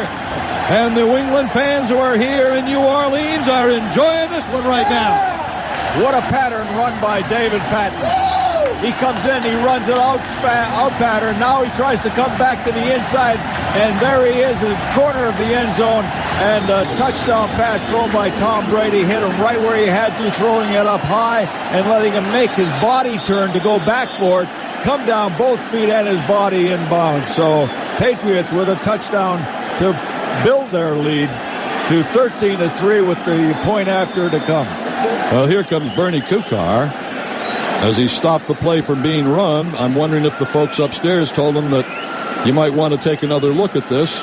It didn't look as though there was anything controversial about whether or not he had both. We will review the ruling on the field of a touchdown. Oh, boy.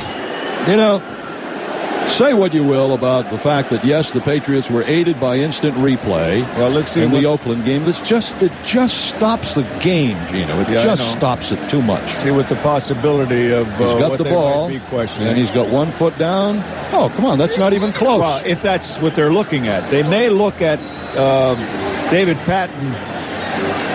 Well, I can't see anything that they might look at. The only other thing I thought was a possibility would be a push-off. And I don't see any push-off at all, so... His elbow is out, but that's immaterial. Both feet are inbounds, unless the elbow was out before the second foot hit. Well, we'll have to sweat this one out. I mean, how technical, huh? Well, that's, we got the call on a technicality, and his elbow I think his elbow's in the blue. I just don't see how they can make this anything other than what was called on the field. Of course, we said that half a dozen times last week in Pittsburgh, and we're wrong every time. We never guessed right. I think we got it right. So Tom Brady throws a touchdown pass. After reviewing the play, it is a touchdown. Yes. That's all you want to hear. We don't want to hear any stories before, right? Right. We don't want any ad-libs. Yep. So Tom Brady throws his first ever Super Bowl touchdown pass, coming with 31 seconds to go in the half. And the Patriots look to add the 14th point off the kick from Adam Vinatieri. Ken Walter will hold. This as a result of the fumble and return by Terrell Buckley. Set it up at the Rams' 40-yard line. Snap, ball down. Kick is up. Kick is good. Teams head back upfield. 31 seconds to go. First half. Patriots lead the St. Louis Rams 14-3. And that off the 40-yard march for the touchdown. Getting a huge third down play, Gino, on the toss sweep to running back Kevin Falk. Yeah, Kevin Falk came through big on that one because he was strung out, had to turn the corner, and he managed to get out there, turn the corner, and carry it from his 19 down to the 8-yard line. And that gave them the opportunity to call the play that they had in mind and all the things that go with play calling and execution inside the 10-yard line. But Patriots once again capitalizing on an interception, getting great field position at the 40-yard line on a interception by Terrell Buckley, and then a quick pass to Troy Brown from the 40 down to the 24-yard line. Another run to the 20, and then Kevin Falk's dash for that third down, which allowed them to get that 7 points instead of a possible 3-point play from Adam Vinatieri and a field goal. So things looking like the Patriots have really picked up on this game and have done a great job in taking the Rams away from their offensive flow, and at the same time finding now little cracks in the Ram defense. The Rams have sent Marshall Faulk in to return this kickoff from Adam Vinatieri. Now the Patriots have got to be very aware of Marshall Faulk, who was just a very difficult guy to tackle. Well, we might see a swift drive kick as well. Ball teed up at the 30. Vinatieri kicking off right to left. And back at the 1-yard line is Marshall Faulk. Adam Vinatieri comes into the ball and booms it end over end and kicks it away from Faulk, who catches it and goes out of bounds on the far sideline at the 6-yard line. See, what he's supposed to do is let the ball bounce out of bounds and get it at the 40. Yep. And certainly that was going to be it. Well, he was so anxious to catch the ball and try to do something and make a play, and he made a very poor decision in receiving that ball. So the Rams have it 1st and 10 at their own 6-yard line with 31 seconds remaining in the first half, and the Patriots leading 14-3. A 45-yard return of an intercepted pass for a touchdown by Ty Law, and an 8-yard touchdown pass from Tom Brady to David Patton, the 2 Patriot touchdowns. The Rams have a field goal from Jeff Wilkins. I think the Rams going to do a kneel down. They are positioning themselves to do it with people up around quarterback Kurt Warner. That's what he does, puts the knee down.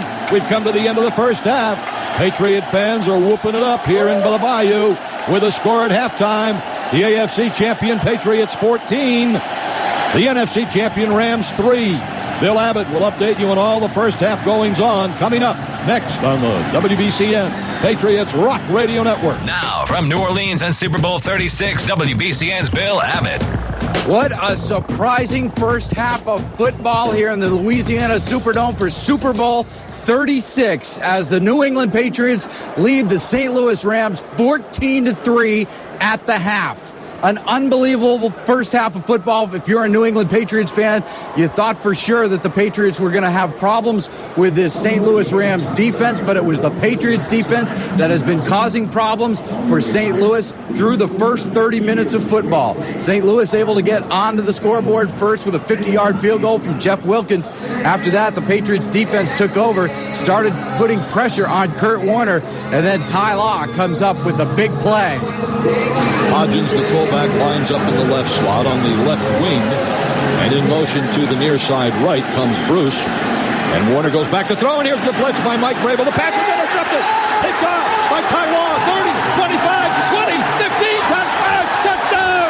Ty Law picks it off and takes it to the house, and the Patriots take the lead with 8:49 to go in the first half. Another turnover later on. The Patriots end up getting the ball, driving it down inside of 2 minutes. Unbelievable turn of events, as sure enough, you thought the Patriots were going to try and go for a field goal. As it turns out, they drive down within 2 minutes. You thought they were setting themselves up for a field goal, but as it turns out, why not go for 7 as Tom Brady throws it to David Patton in the right-hand corner of the end zone, faked out the defender, caught it nicely. They showed it up for a review. The entire body was in. It's difficult to jump backwards 5 yards and fall out of the end zone. 14-3, the Patriots lead. The St. Louis Rams have not been this far behind in any game so far this season. And although I don't have the stat sheet in front of me, I can't imagine that this St. Louis Rams offense has been held without a touchdown in the first half all year. That second touchdown for the New England Patriots, Brady to David Patton, an absolute thing of beauty. Redmond is the running back offset right. Slot to the near side left, Troy Brown. Patton to the far side right. Brady first and goal. St. Louis 8-yard line. Brady drops back to throw. Looks. Fires right. Touchdown, David Patton! Touchdown, David Patton! 8-yard touchdown pass from Tom Brady. What'd I tell you? 31 seconds to go in the half, and the Pats score their second touchdown of the second quarter. Patriots lead, a surprising lead. I don't think anyone in America thought it would be like this after the first 30 minutes. Patriots 14, Rams 3. Patriots lead the Rams at the half of Super Bowl 36, 14-3. Some of the official numbers for you. Marshall Faulk has 44 yards on 10 carries. Antoine Smith has 41 yards on 10 carries. Tom Brady is 7 of 11 for 67 yards and a touchdown. That touchdown going to David Patton. Kurt Warner is 12 of 20. No touchdowns and 1 interception, 2 turnovers. That is the key for the Patriots defense as they lead right now 14-3 over the St. Louis Rams. And coming up after the game, we'll have all of the post-game press conferences from both the winning and losing coaches and star players. We'll have all of the award ceremonies as well coming up after the game, as well as stats and analysis of Super Bowl 36 with Tim Fox and Peter Brock.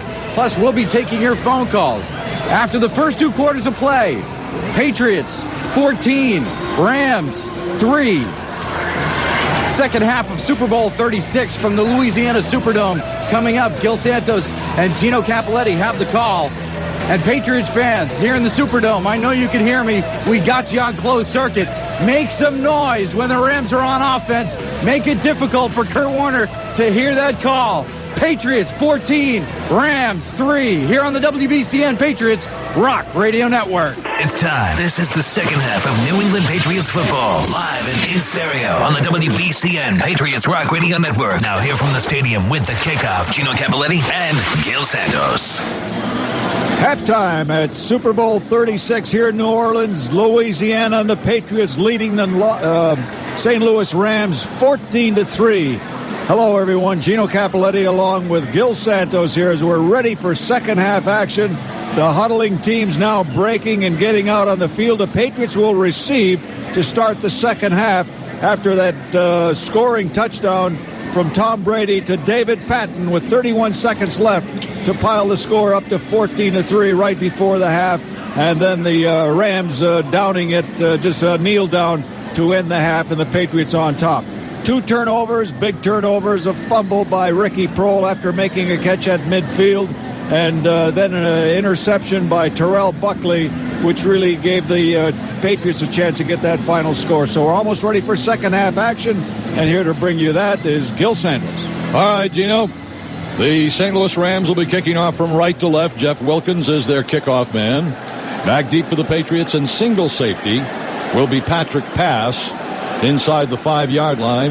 Up ahead of him at the 15-yard line is the first man in the blocking wedge for the Patriots, offensive lineman Gray Rugemer. And so the Patriots on a 47-yard, that's the official yardage, 47-yard interception returned by Ty Law for a touchdown, and then an 8-yard pass from Brady to Patton have a 14-3 lead. The second half kickoff is brought to you by Lincoln Park. Be sure to check out the 1,700 video slot machines at Lincoln Park in Lincoln, Rhode Island. After all, what if today is your and our lucky day? All right, we're set to go. Big halftime show by U2, which of course you heard on our broadcast. And we're set. Wilkins has the ball teed up at the 30-yard line, kicking right to left, back deep at the goal line. Patrick Pass for the Patriots. 14-3, Pats lead at the half, Super Bowl 36. Kickoff away by Wilkins, end over end. Coming down 2 yards deep in the end zone, pass out up the middle of the 5, 10. Heads left to the 15, turns the corner a little bit, stays on his feet at the 20, 25, 30, out across the 30-yard line. Patrick Pass, good kickoff return, solid return. Well, he picked up another 15 yards after it looked like he was going down at about the 20. So Patrick Pass scoots up the sidelines, picks up 15 on his own, and gives the Patriots much better field position to start this series. First and 10 at their own 32-yard line. Ball is on the far hash mark. The Patriots trying to go left to right here in the third quarter. Tom Brady breaks them out. Antoine Smith is his lone running back. To the near side right is Patton. Into the near side slot is Troy Brown. Tight end on the right side is Rod Rutledge. First down, Brady calling signals. Brady the give to Antoine Smith, coming to the right, trying to turn it up inside, stays on his feet across the 35, all the way out to the 40-yard line. And an 8-yard gain for Antoine Smith. Tackle is made by Jeff Zagonia of the St. Louis Rams. It's second down and 2 for the Patriots at their own 40-yard line. Ball on the near hash mark. Now checking out of the ball game comes Patton. Checking in comes fullback Mark Edwards. Second down and 2 for the Patriots at their own 40 as we start the second half. To the near side right is Troy Brown. It's a double tight end offense for the Patriots.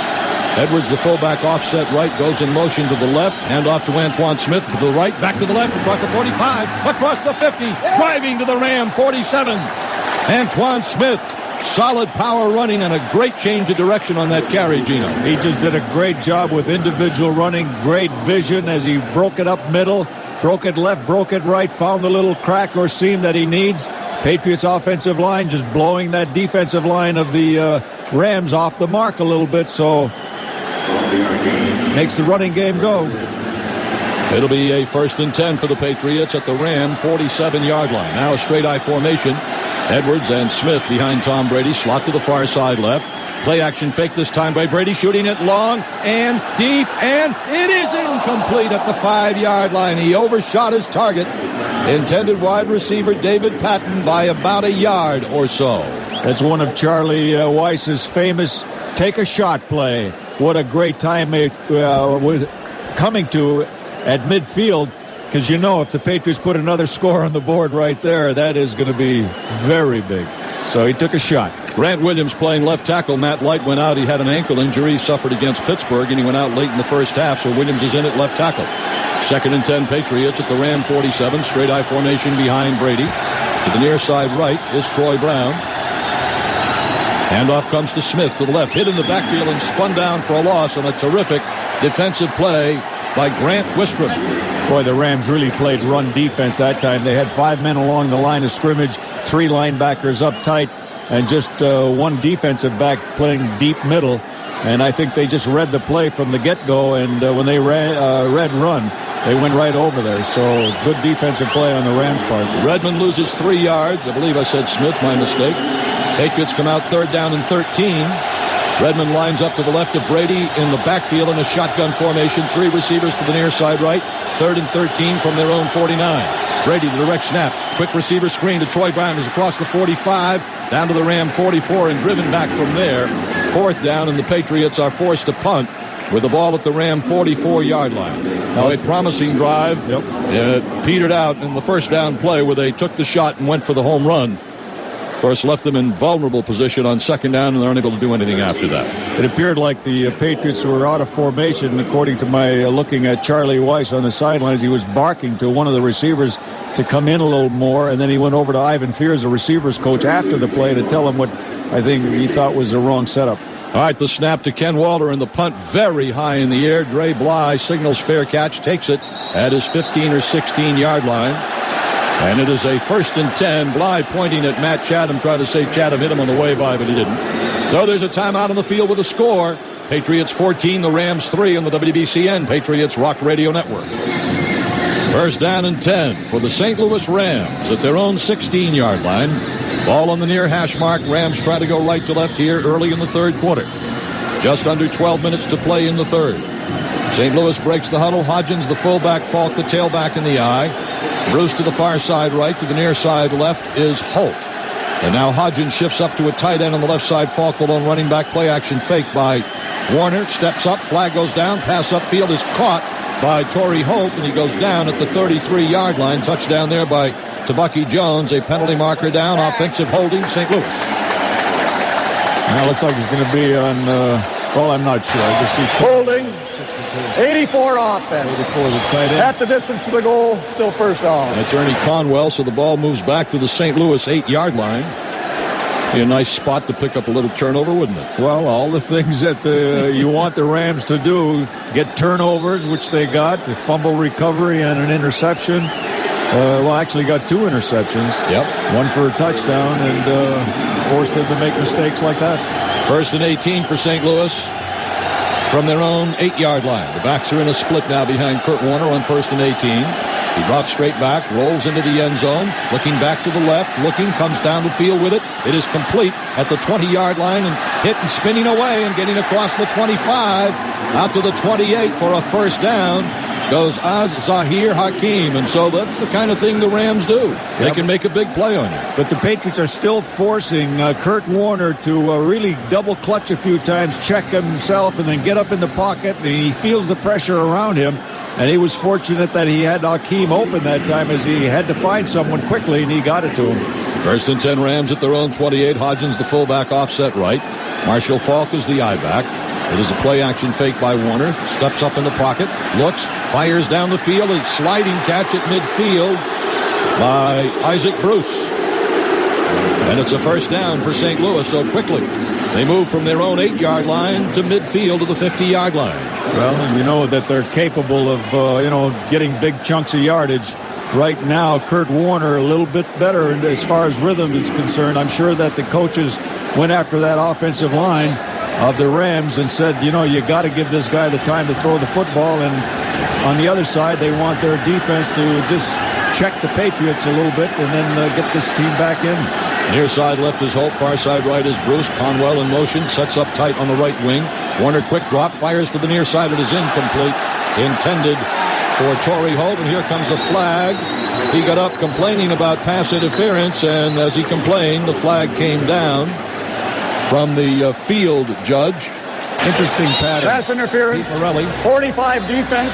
That's a first down. Interesting pattern, Gil, in that they, from their flanker position or wide out, they run straight up the field, and then they turn in to face the quarterback like a hook, about 7-8 yards, and then they slide out towards the sideline as he throws it away from the receiver and also from the defender. 1st and 10 Rams. Pat's 41, slots to both sides. Warner back to throw. Steps up in the pocket. He's hit and sacked.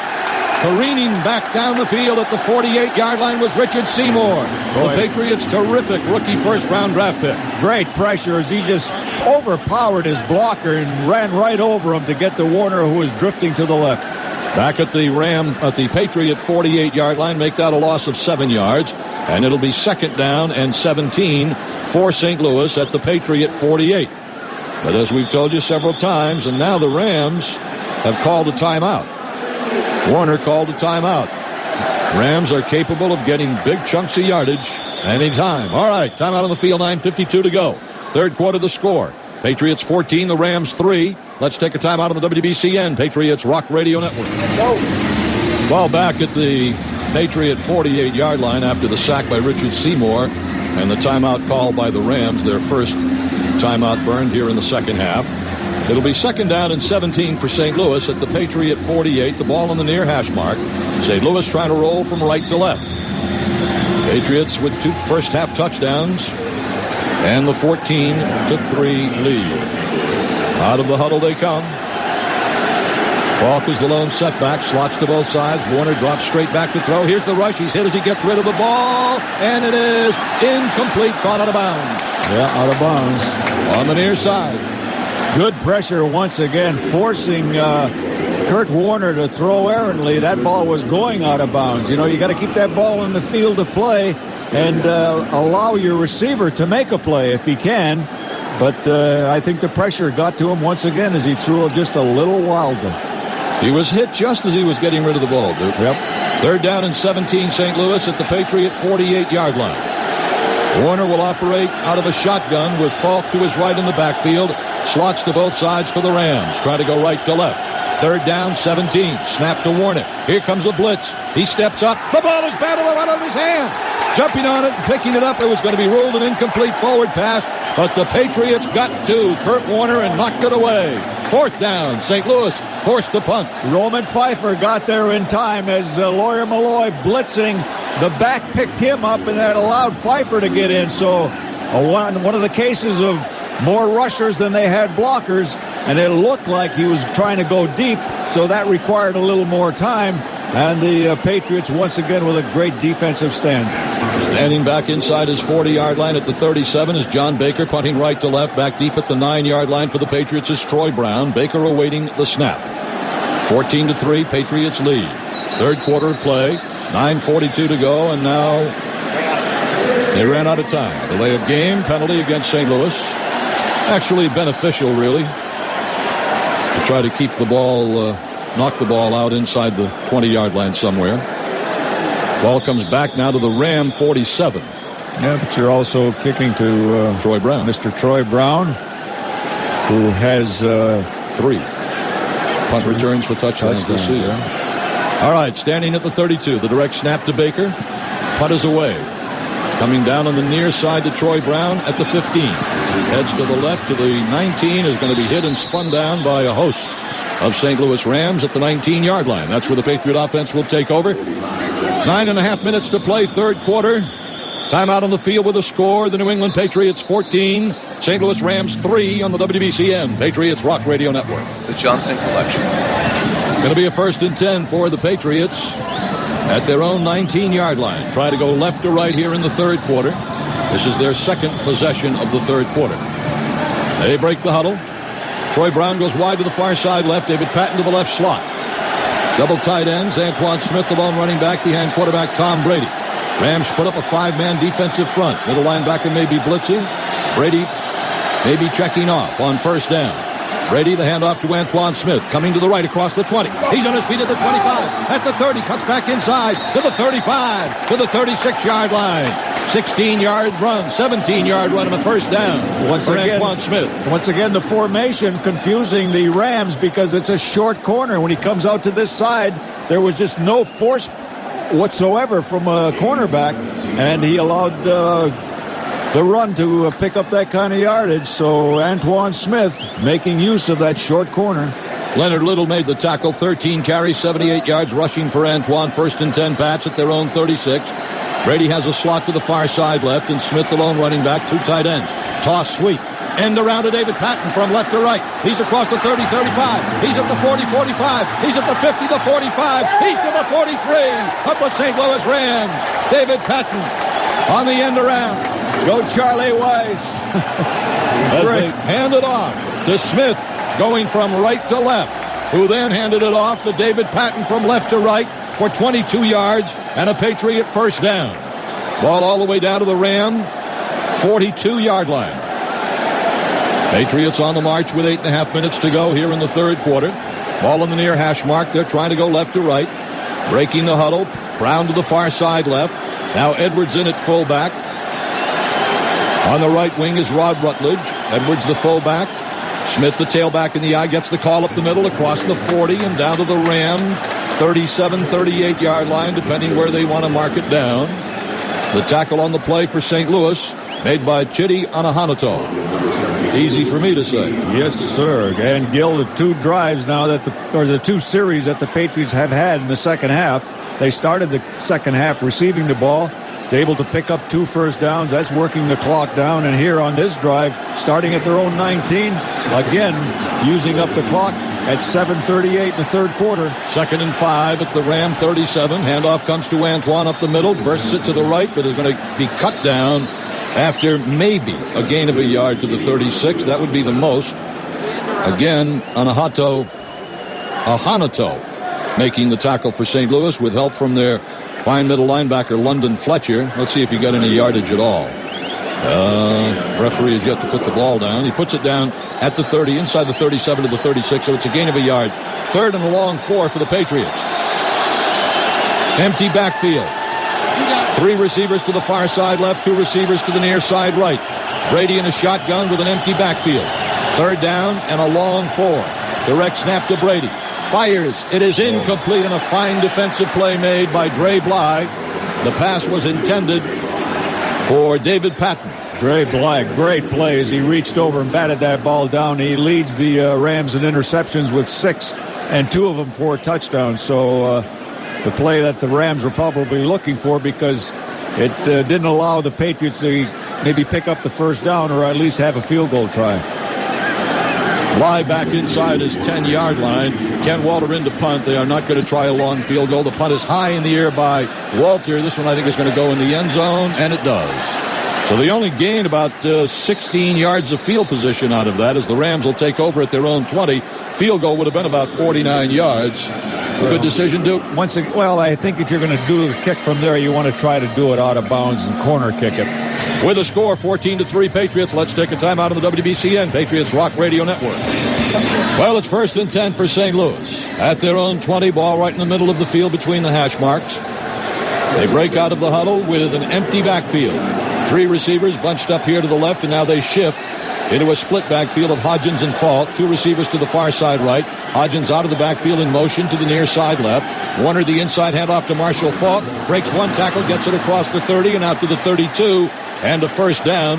Chased down and brought down from behind by Brandon Mitchell, but a well-run play by the St. Louis Rams on first down. I believe that was Falk's first or second carry of the second half. In any event, he gets the first down out to the 32-yard line. The Rams can move the ball in a hurry. Ball now on the far hash mark. Huddling up back at the 25, they break. To the near side left is Hope. To the far side right is Bruce. Hodgins, the fullback, now lines up on the left wing, and Warner has to turn and burn a timeout. And now St. Louis has used 2 of their allotted 3 second-half timeouts. And we still have 6 minutes to go in the third quarter. Timeout on the field with a score. 14-3 Patriots on the WBCN Patriots Rock Radio Network. First and 10 for the St. Louis Rams at their own 32-yard line. Ball on the far hash mark. They're trying to go right to left. Now the Patriots send in Vrabel and Mitchell, dropping out McGinnis and Buckley as Romeo Crennel signals in his defensive signals from the near sideline. Rams break the huddle. To the near side left is Isaac Bruce. This time the Rams have just one wide receiver out there with a tight end. Pitch comes to Marshall Faulk, trying to turn it wide left. He gets it up to the 35 and goes down to the 37-yard line with Lawyer Malloy. And Mike Vrabel making the tackle, a 5-yard gain for Faulk. Second down and 5 for St. Louis at their own 37-yard line. Mark it up to the 38-yard line, 2nd and 4, and a 6-yard gain for Faulk. Nice play by Lawyer Malloy because Faulk was close to breaking that on that patented quick toss to the short side. He came over to make the hit from the side that prevented a long gainer. Slot to the far side right and Hakeem to the near side left. And a miscommunication. Timeout, New England. No, it was timeout Patriots. Okay. So the Patriots That's their obviously first charge timeout. saw something that they were not prepared for, so they call a timeout. And now the Patriots have 2 timeouts remaining in the second half. The Rams down to just 1. Highly unusual situation that, Gino. Well, you very seldom see teams use timeouts early in or midway through a third quarter, but then again, there aren't too many Super Bowl games, are there? Right, and there's, only a... Okay. All right, we'll take blue a quick card. Quick 10-second break for station identification on the WBCN Patriots Rock Radio Network. 1041. Now Howard Stern, Opie and Anthony, Boston's alternative rock. WBCN Boston. Now, you were saying before I so rudely interrupted you. Well, I don't have time because they're breaking the huddle. Oh, are you going to get into a snit now? Yes. Second down and 4, St. Louis. From their own 38, Falk shifts over now to the right half spot as the lone running back. In motion left to right goes Bruce. Warner, the handoff to Marshall Faulk, turning it wide to the left. He's got a first down, 40-45, and pushed out of bounds on the near side across midfield, or perhaps just at midfield. Yes, at the 50-yard line. So the Rams now giving the ball to Marshall Faulk, and he is a great player, and letting him run with it. And he has run 3 times now in the second half and gained yardage every time. First and 10, St. Louis at midfield. And that's the play that the Rams really like to get Marshall Faulk running and going to the left side. On the previous play that I had mentioned, that Lawyer Malloy came over and made the tackle. Once again, he had room to run. And Marshall Faulk, very dangerous. So you got to check all the time. Unbalanced line to the right for the Rams. Hand off to Faulk again. Up the middle, not this time. Nope. Wrapped up. Making the tackle for the Patriots, Anthony Pleasant is there. Bobby Hamilton is there with help from Willie McGinnis. And they give him a gain of nothing. Second down and 10, ball still at midfield. He had 30 yards in the 3 carries prior to that one in this second half. Yeah, before the first half action, he had 10 carries for 44 yards, 4.4 yard average. To the near side left, 3 receivers for the Rams bunched up. Now they both shift. And there are 3 receivers to the far side right and an empty backfield with 2 to the near side left for Warner. Second and 10. Back to throw Kurt Warner. Here's the rush. He lets it go. It is complete to Isaac Hope, who is thrown down by Otis Smith at the 45-yard line. It'll bring up 3rd and 5 for St. Louis. Good solid tackle by Otis Smith there. You can see the physical toughness of the Patriots having its effect in this game, Gil, because they have continuously pounded everybody, especially getting them to the ground and putting pressure on the quarterback as they have in a very physical fashion. All right, 3rd down and 5, St. Louis at the Patriot 45-yard line. Hodgins shifts away from, or Conwell shifts out of fullback, lines up tight right. Faulk is offset right in the backfield. In motion right to left, Hakeem Back to throw is Warner. Fires. It is intercepted. Picked off by the Patriots. Otis Smith at the 50. 45-40 left sideline. Down inside the 40. Goes Otis Smith on the pass interception. And another Patriots takeaway. The receiver on that side quit on his pattern, and when he quit, he fell down, and he quit on his pattern. He had to quit on his pattern because he was down trying to get up and continue on, but the ball was already in the air, and with that was Otis Smith to make the interception. 1st and 10, Patriots at the St. Louis 33-yard line. 3:25 to go, third quarter. Patriots lead 14-7. Ball is on the far hash mark. They're trying to go left to right here in the third. So that is what, the third Patriot takeaway of the game. Yep.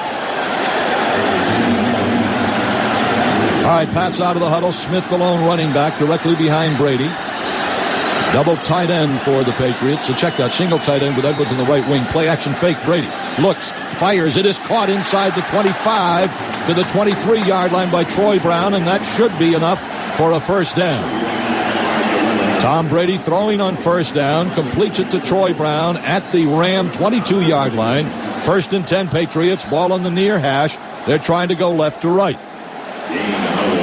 Now into the ball game, moving into the ball game in the backfield for the Patriots is Patrick Pass, who lines up on the right wing. Kevin Falk now is the I-back. Wide to the far side, left is Brown. 1st and 10, Ram 22.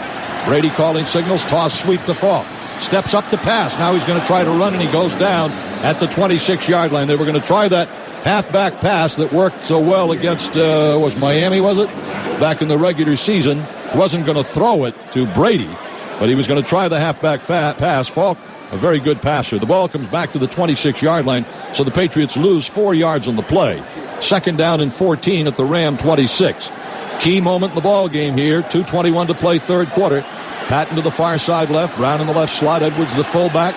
Smith the tailback in the eye. Tight end right is Wiggins.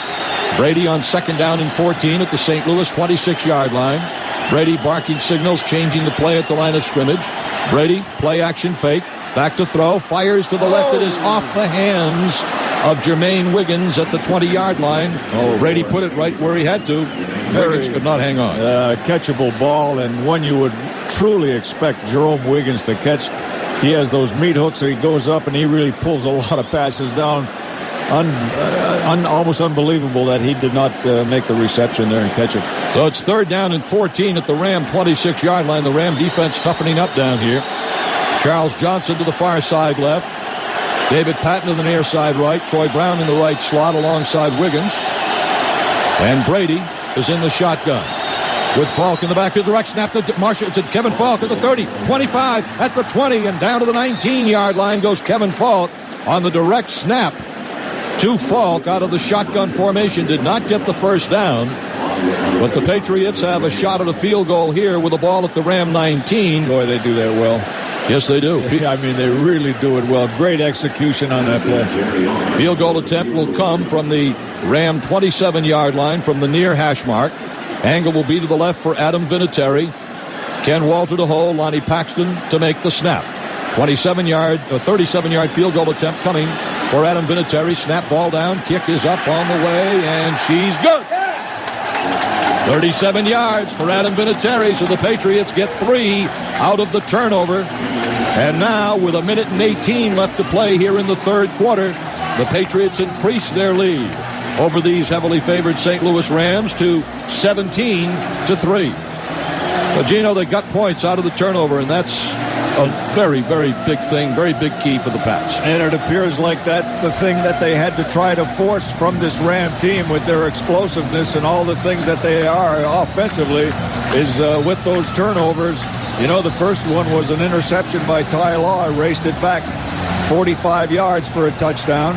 And then the fumble by Ricky Prohl and the recovery by Terrell Buckley. And right after that, the Patriots go in for a score, making it 14. So all 2 touchdowns and the field goal have come after a turnover.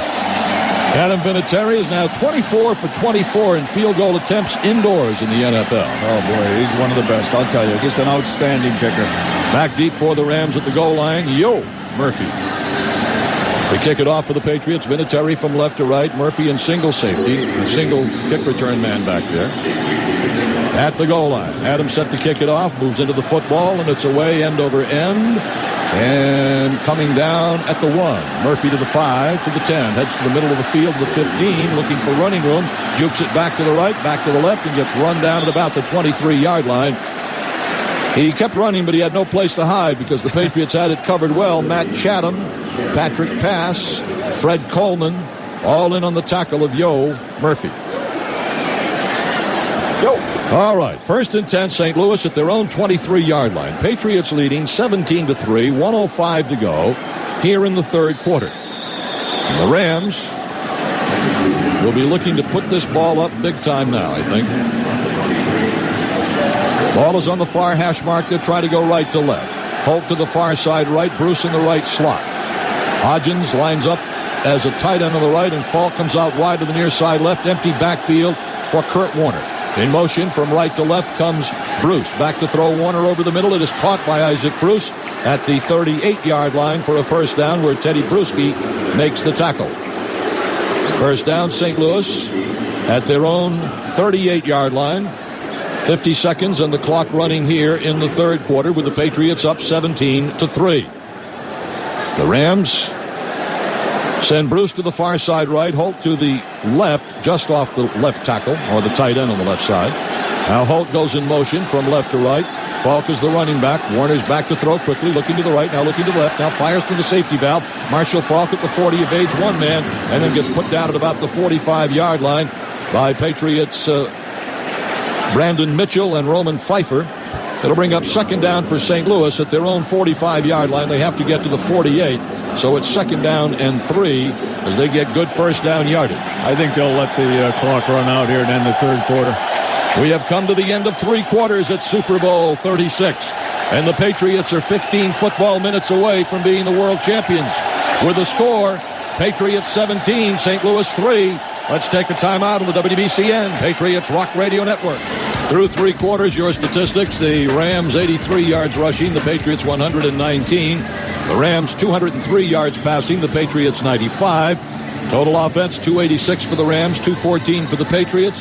Most important statistic of the night at this point: Patriots 17 points and the Rams 3. Oh, man. 15 minutes of football playing time to go, Duke, and a 2-touchdown lead, but the Rams can make 2 touchdowns disappear in a heartbeat. Well, that's what the Patriots are going to try to prevent them from doing, is getting a quick score. You know, this is very important as far as this fourth quarter is concerned. Now, whoever scores the next touchdown, the next touchdown scored is going to be a key score, I'll tell you, because if it's from the Rams, then they're back in the game. But if it comes from the Patriots and score amounts to 24-3, I got to believe that the Patriots are going to be able to hold on to this team and go on to victory. So the next touchdown, a very key touchdown in this ballgame.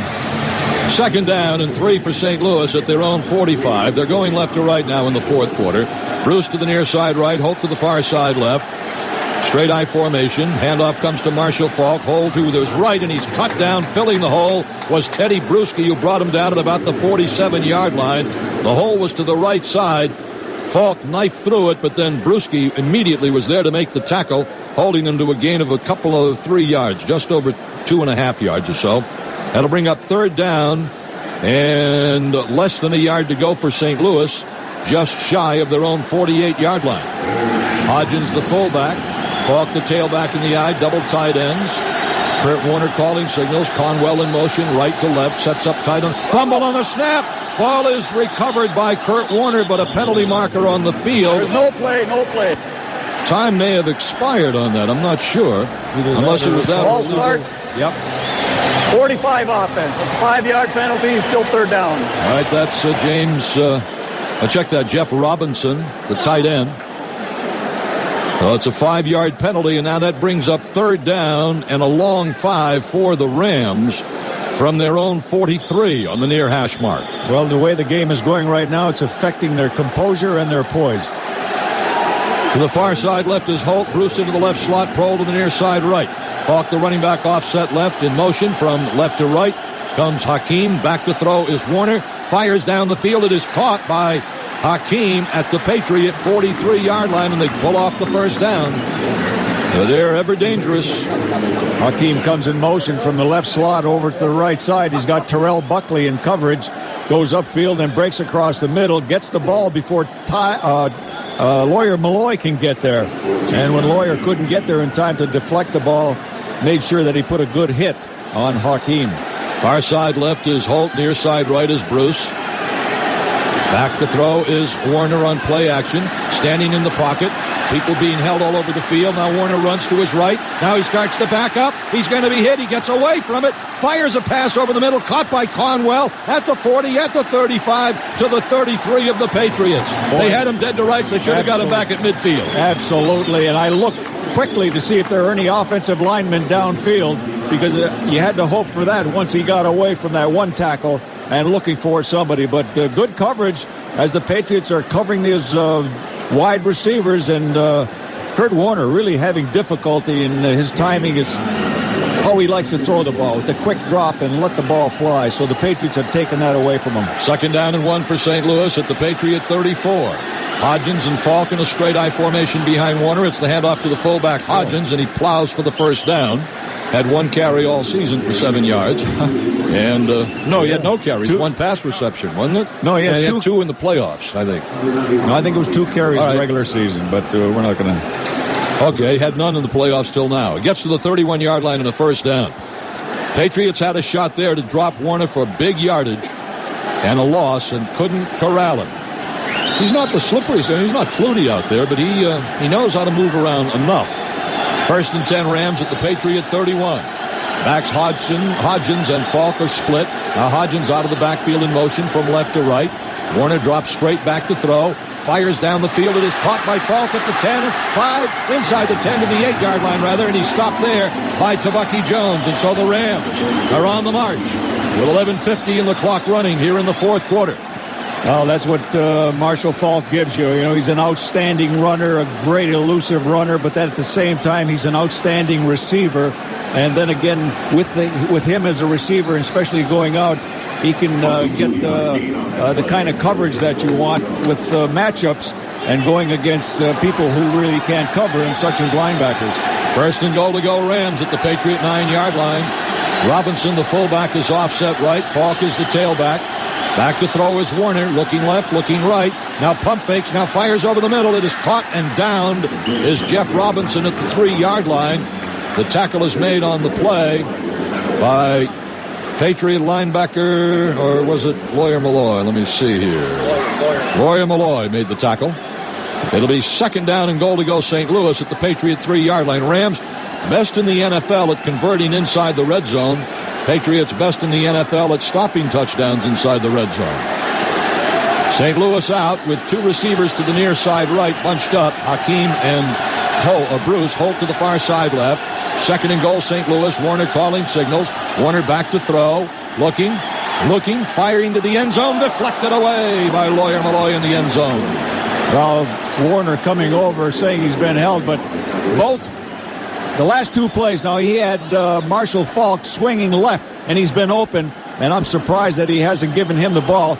Marshall Falk bending over, gasping for air on the previous play, but he was open once again on a swing left.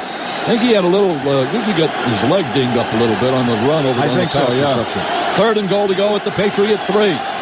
3rd and goal in motion left to right comes Bruce.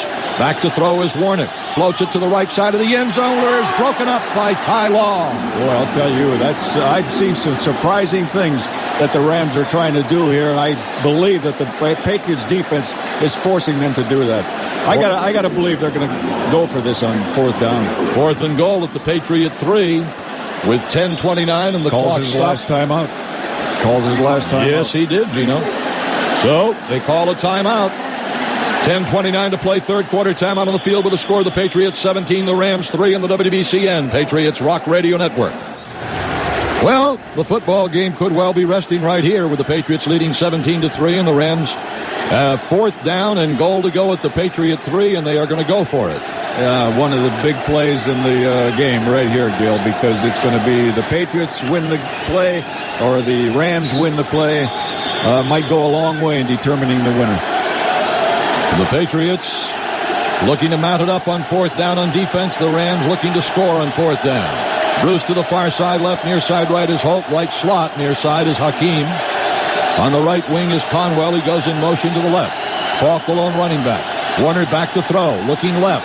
Now being chased. Now rolling to the right. He's got a wide open alley. He's trying to run for a touchdown, and he is down and fumble the ball. It is picked up by the Patriots. Time on the 25, 30, 35, 40, 45 midfield. It is Bucky Jones. He's going to go all the way. Penalty marker down on the field on the far side. Penalty marker on the field on the far side. Bucky Jones just went about 95 yards with a fumble recovery, but there's a penalty flag on the field. So hold everything. Hold everything. Kurt Warner nowhere to go with the ball. I'll tell you what, Marshall Falk got help. And it's in that vicinity. Okay. I'm telling you, I saw it. I saw him get held. He was coming out of the backfield. I'm not saying that's the call, but that I did see. And you see the offense of the Rams coming back. I'm not sure. I'm not even going to try to speculate right now. But that's what I saw, and I don't know if it was an actual hold or if he just got jammed up in there. Defensive holding, Patriots. So take away a 95-yard fumble return for a touchdown by Bucky Jones. 99 yards, he picked it up at the 1, okay. Take away a 99-yard run. Defense, 55, half the distance to the goal. First down. See if it was Marshall Falk on the replay that got held by Willie McGinnis. There it is up there now. Oh, you got it down here too, Gino. Yeah. Right, Falk went to the... Yes. Yeah. So it's first and goal to go inside the 2-yard line for the Rams. So what was euphoria for Patriots fans is wiped out by a penalty flag. And it's first and goal to go for St. Louis. What would have been a 24-3 lead remains 17-3, and the Rams with a chance to make it 17-10 on first and goal at the 1.5-yard line.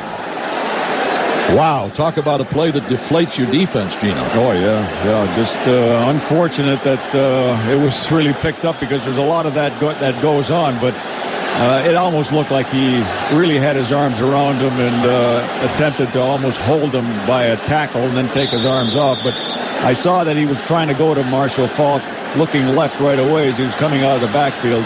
And when that wasn't there, he had to drift out to the right, and all the other things happened. Patriots with only one defensive back, and that's Matt Stevens. Double tight ends, double wing for St. Louis on first and goal inside the 2-yard line. The handoff to Falk doesn't make it. Stacked up at the 2-yard line by the right side of the Patriot defense. We'll see who uncurls off that pile. Brian Cox is there. Riddick Parker is there.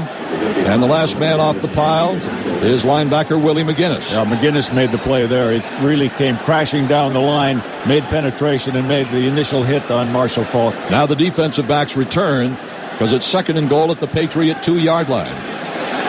Rams come out of the huddle. It is Holt to the far side left, Bruce to the near side right. Patriots use a timeout. Patriots call a defensive timeout. Well, it's a critical play. They got to have the right stuff. And that leaves them with only one timeout remaining now in the football game. The Rams have none left. 9:33 to play in the football game. The Patriots leading 17-3. That's the score. The Patriots 17. No, we're not going to take a break. Now we are going to take a break. Okay, trying to confuse me with the score 17-3 Patriots. Let's take a timeout on the WBCN Patriots Rock Radio Network. Second down, goal to go, St. Louis at the Patriot 2-yard line. This drive started at the Ram 21-yard line. Well, it's used up a lot of time. That's one of the things. And that's one of the things the Patriots tried to do if they're going to drive the length of the field. Make them do it in short chunks. Nothing quick and easy or nothing fast. All right, the Rams huddle up back at the 10-yard line, and Kurt Warner brings them out. Holt to the far side left, Bruce in the left slot to the near side right, Hakeem. Falk, the running back, offset left. Second and goal at the Pats 2, quarterback sneak, touchdown. Kurt Warner walked into the end zone, untouched. Well, there was a case of good ball. Outmaneuvering your opponent. Boy, that was easy, huh? So the Rams drive 79 yards. Kurt Warner with a 2-yard touchdown run. And it comes with 9:31 left to play in the football game. And the Patriots' lead is now down to a touchdown. When moments before, it appeared as though they had taken a 24-3 lead on the 99-yard fumble return, called back because of defensive holding. Extra point attempt is up and good. Teams come back upfield. Timeout on the field. 9:31 to play. The score, the New England Patriots 17, the St. Louis Rams 10 on the WBCN Patriots Rock Radio Network. For Kurt Warner, the third time he's rushed for a touchdown in his NFL career as he went in from 2 yards out on a quarterback draw. And so now, Gino, every single play, every single touch of the ball becomes huge. A 17-10 lead. The Patriots do not want to turn the ball over. They've got to hang on to it. They've got to get a good kickoff return. They've got to then get some time off the clock. They've got to be careful with the football. Just everything riding here in the final 9.5 minutes after that terrific touchdown drive by the Rams, aided by an unfortunate penalty against the Patriots, which was a correct call. Wilkins to kick it off left to right. And it is end over end and coming down to Patrick Pass. 3 yards deep, going to run it out. 5-10 to the middle, 15 to the 20-yard line. Pounds it out to the 25-yard line. And that's where the Patriot offense will come onto the field. 1st and 10 at their own 25. Matt Light remains out of the game. The left tackle re-injured his left ankle. In the first half, Grant Williams has replaced him at left tackle. Well, the best thing that can happen now, Gil, is for the Patriots to respond to that score and get one of their own, or else get a good drive that takes up a lot of time, and it's almost equally as good. 1st and 10 at their own 25. Troy Brown to the far side right. Double tight ends. Edwards, the fullback, is offset right. Smith is the I-back, the tailback. 5-man defensive front for St. Louis on 1st down. Play action fake. Swing pass left comes complete to Mark Edwards, who's cut down at the 26 or 27-yard line. It's a gain of only a yard or two. Tommy Poley, rookie linebacker, making the tackle for St. Louis at the 27-yard line, so it's a gain of just 2. 2nd down and 8 for the Patriots at their own 27. Ball on the near hash. They're trying to go right to left. Well, the crowd really coming to life here now as far as the Rams are concerned, making this kind of noise. Round to the far side right. Near side left is Patton. Edwards on the right wing. Smith is the I-back. Brady calling signal. 2nd down and 8. Toss sweep to Smith. To the right at the 25, at the 30, and out to the 32-yard line goes Antoine Smith, where he's brought down 3 yards short of a 1st down. Over there to make the tackle for St. Louis is middle linebacker London Fletcher. It'll be 3rd down and 2 for the Patriots at their own 33. 8.5 minutes remaining in the game. Charles Jackson comes in with Patrick Pass and J.R. Redmond as Edwards and Smith come out. 3rd down and 2 for the Patriots at their own 33. To the line of scrimmage, Johnson to the near side left. Wiggins is in the left slot to the near side. It's a shotgun formation with Redmond in the backfield to the right of Brady. Direct snap to Brady. Looks, throws, incomplete. 4th down. Patriots forced to punt. And now the momentum has swung to the St. Louis Rams. Patriots looked unsure about that play for some reason. I don't know why, but the way they were very nonchalant in their approach to that play left it questionable, and the result, of course, supported it.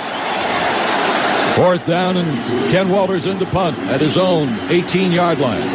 Back deep for the Rams is Dre Bly at his 22. Walter awaiting the snap from Lonnie Paxton. It's on the money. And Walter drives the punt high in the air. Drifting back is Bly. Feels it at his 15. Gets by the 1st man to the 20. Cutting back to the right and cut down at the 24-yard line. Matt Chatham down there to help out on the tackle, but it was the man who came up from behind. Got a flag down at the 40-yard line. Who made the tackle. And that would have been Matt Stevens. I don't know if it's a post play, a post punt play, or what, but there's a flag down, and it appears like it's going against the Rams holding. Well, let's see what the penalty is. And be after the punt. Evidently, because the Rams offense is out there, and the Patriots defense coming on the field. Holding 57 of the return team during the kick will assess the penalty from the change of possession, half the distance to the goal, 1st down.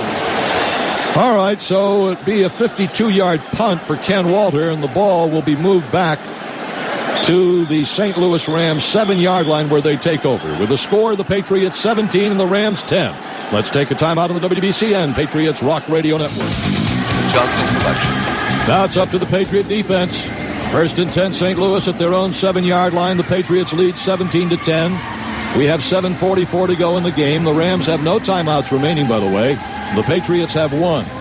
But the Rams can cover this 93-yard distance in a hurry with their quick strike offense. Yeah, but they've been taken out of that particular rhythm, Gil. But you know what? This is where the Rams like to go for a bomb in a situation like this. What we need now is the Patriot fans out there to make a little noise for this Ram offensive signal call. There you go. They come out with an empty backfield. 3 receivers to the far side left, 2 to the near side right for Warner. Now they shift. Falk lines up as the I-back. First down, Kurt Warner and the Rams at their own 7. Warner to throw. Fires to the left. It is incomplete. Intended at the 15-yard line for Torrey Holt and defended well by Otis Smith. Second down and 10 for St. Louis at their own 7-yard line. Boy, they love to run that kind of play. That wide receiver right on the sidelines. They try to just throw it away from the defender and who obviously they feel will have their back to the quarterback and then let the receiver make a play. But it's so tight coverage and especially no room on the sidelines that they continue to do that. Rams come out of the huddle. Warner has a slot to the far side left. Falk is his lone running back. Out of the slot in motion right comes Isaac Holt. Back to throw is Warner. Fires to the far side and down and out of bounds at about the 13-yard line. Make it the 14-yard line is Torrey Holt.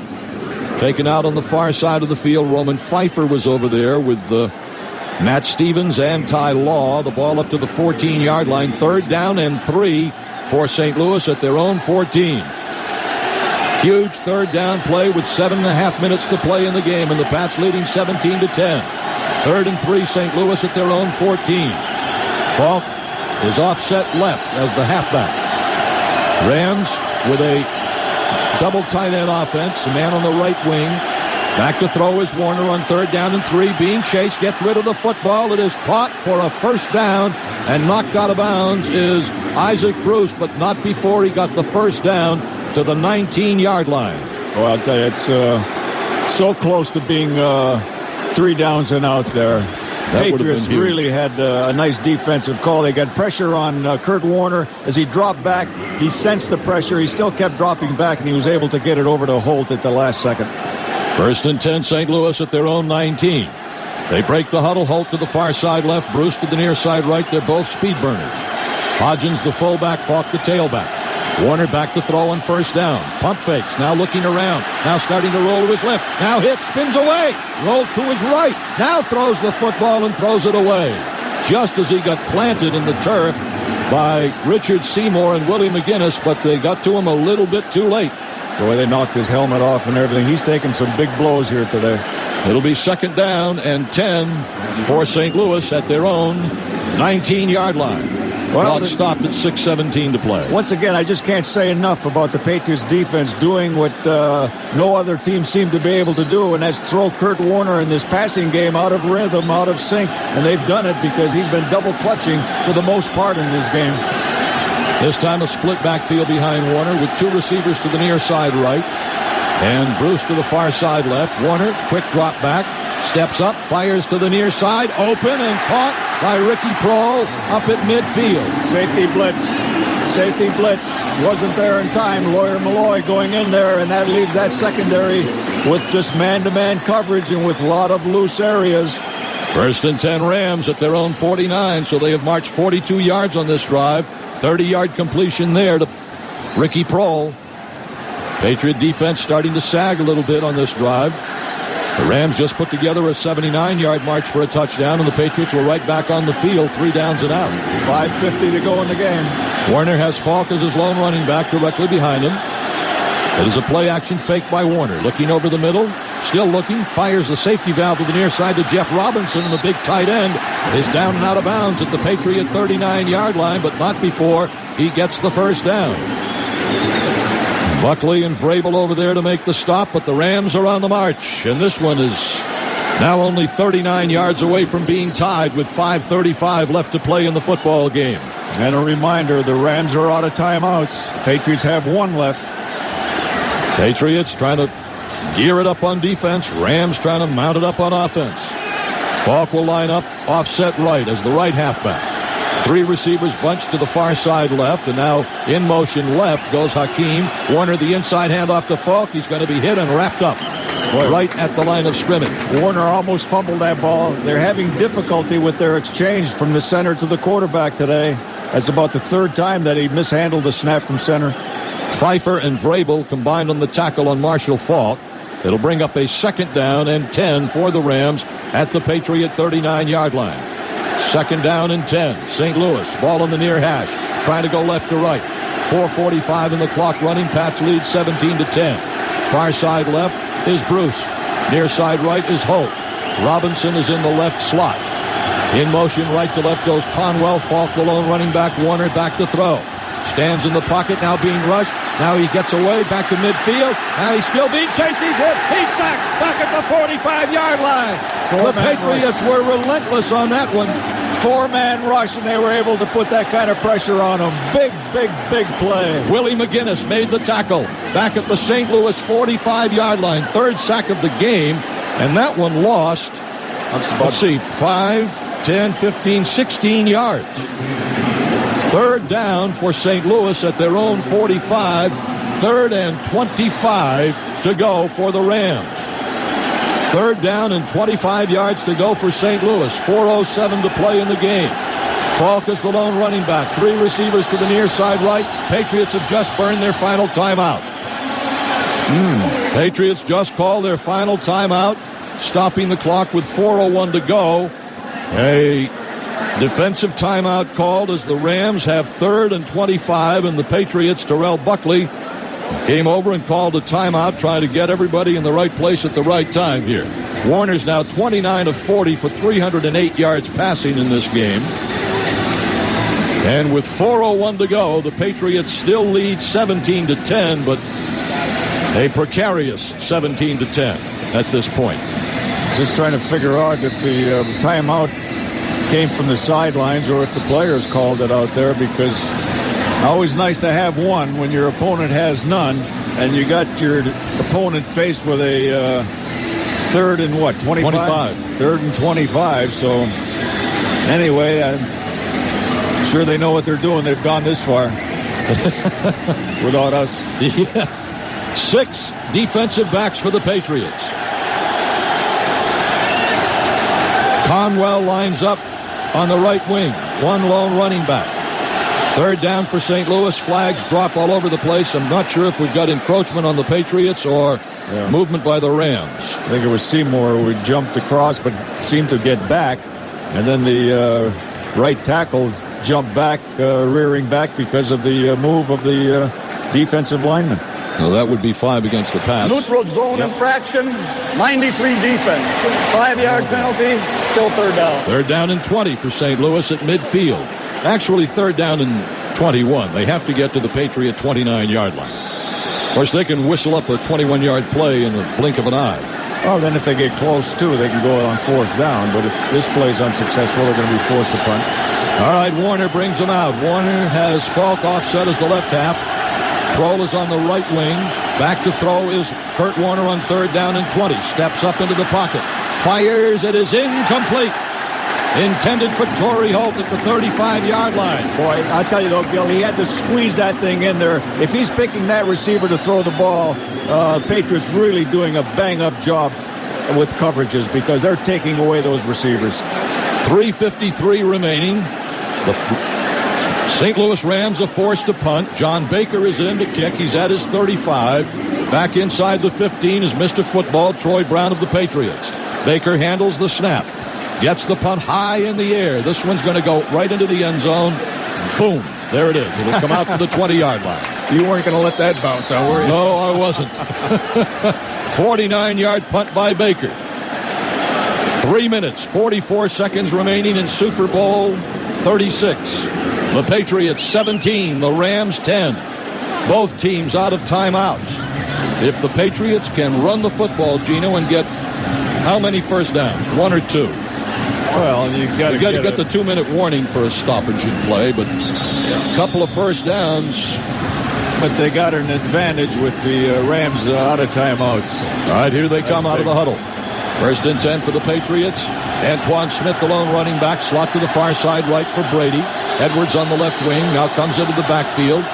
Toss sweep to Antoine Smith to the right. He's caught by a shoe top at the 18-yard line.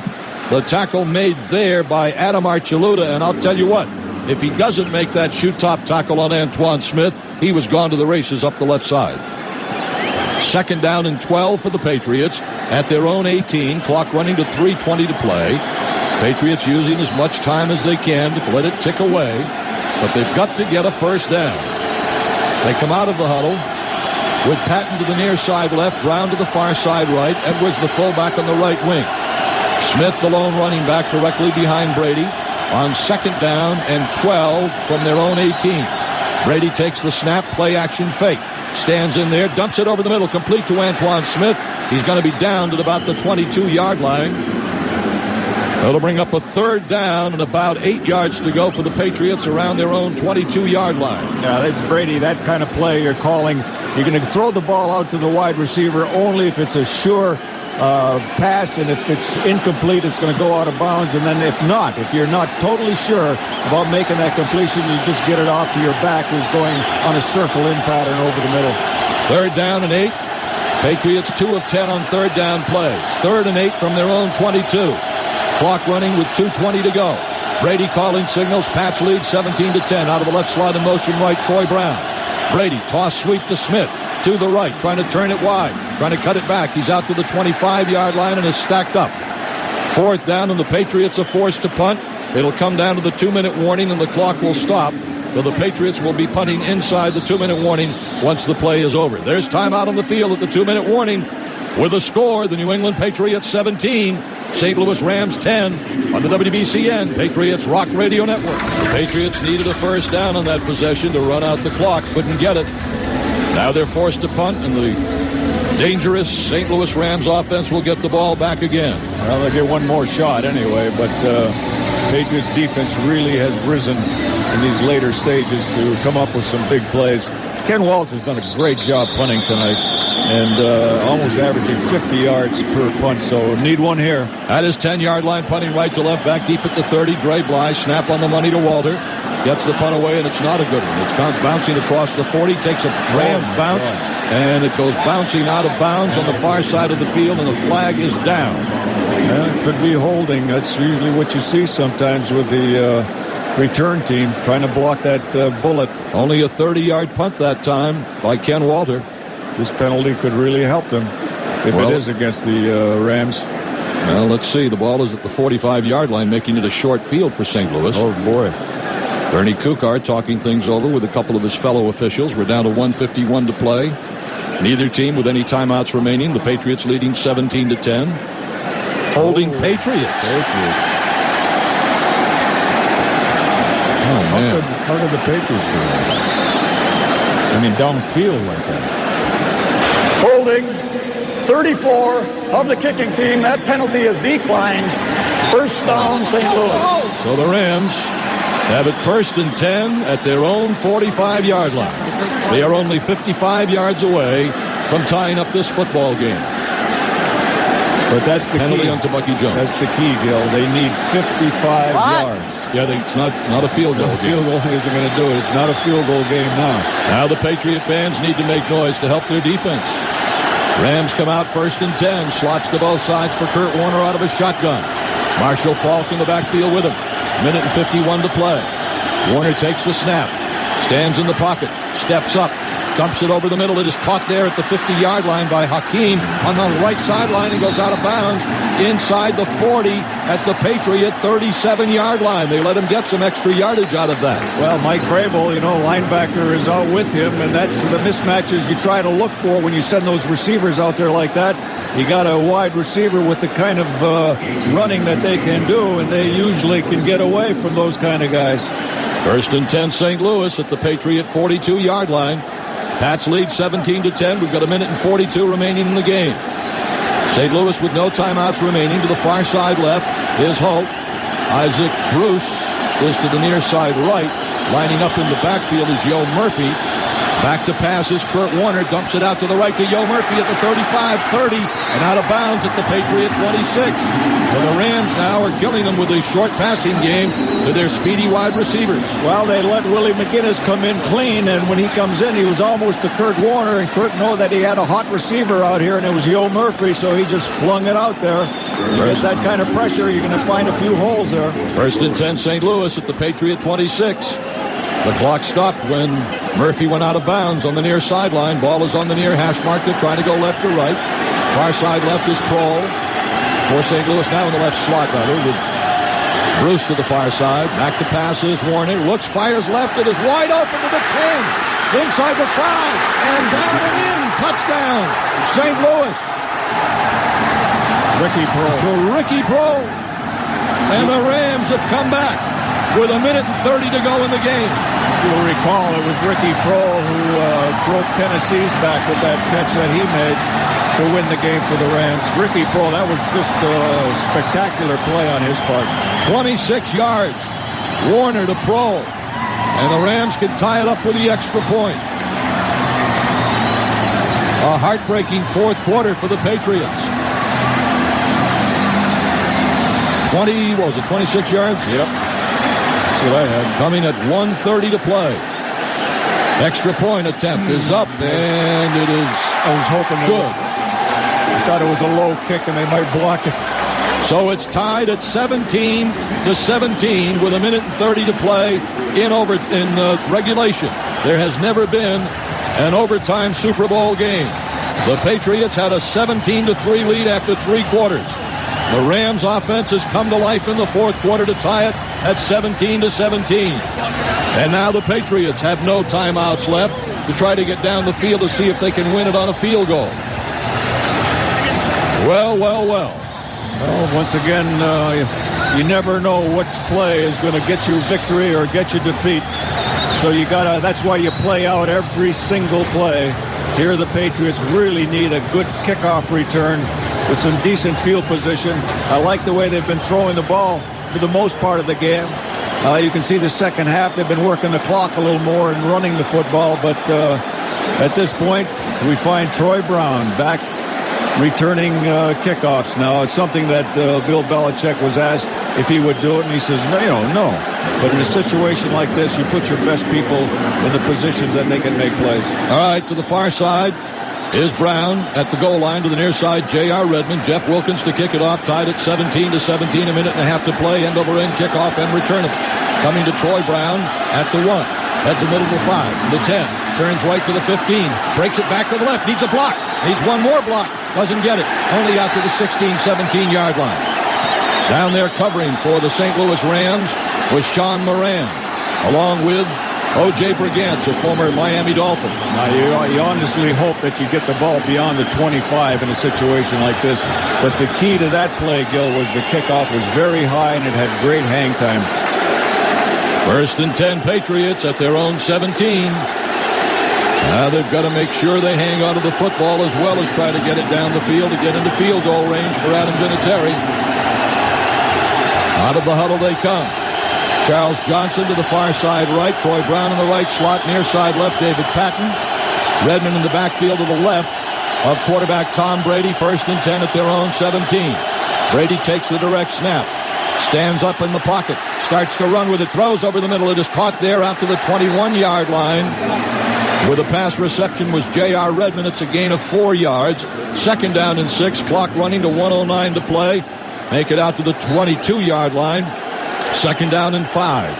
Patriots going without a huddle. No timeouts remaining. Brady out of a shotgun. Slots to both sides. Direct snap to Brady. Over the middle it goes. Complete to J.R. Redmond to the 30-yard line. First down, Patriots. Now they've got to come up and spike the ball to stop the clock as it ticks down to 45 seconds remaining. Brady takes the snap. Slaps it down to the ground. Stops the clock. 41 seconds left. 17-17. Super Bowl 36. Warner 32 completions, 44 attempts, 363 yards passing. Brady is now 13 of 21, for 93 yards passing. Patriots come out of the huddle. Second down and 10 at their own 30. They've got to get it to at least the 40 or 35-yard line of St. Louis. Redmond to the left of Brady in the backfield in the shotgun. 3 receivers to the far side right. Brady takes the direct snap. Stands in the pocket. Dumps it off to the left. Complete to J.R. Redmond. 30, 35, to the 40. And a first down to the near sideline and out of bounds at the Patriot 41-yard line with 33 seconds remaining. The clock winding down on one of the great Super Bowl games ever played. The Patriots up 17-3 after 3 quarters. The Rams with 2 clutch fourth-quarter touchdowns to tie it at 17 all. The Patriots, no timeouts remaining, trying to get the ball down the field into Adam Vinatieri's field goal range. They deploy Johnson to the near side left. 3 receivers to the far side right. Brady in the backfield with Redmond to his right side out of a shotgun formation. 1st and 10 at their own 41.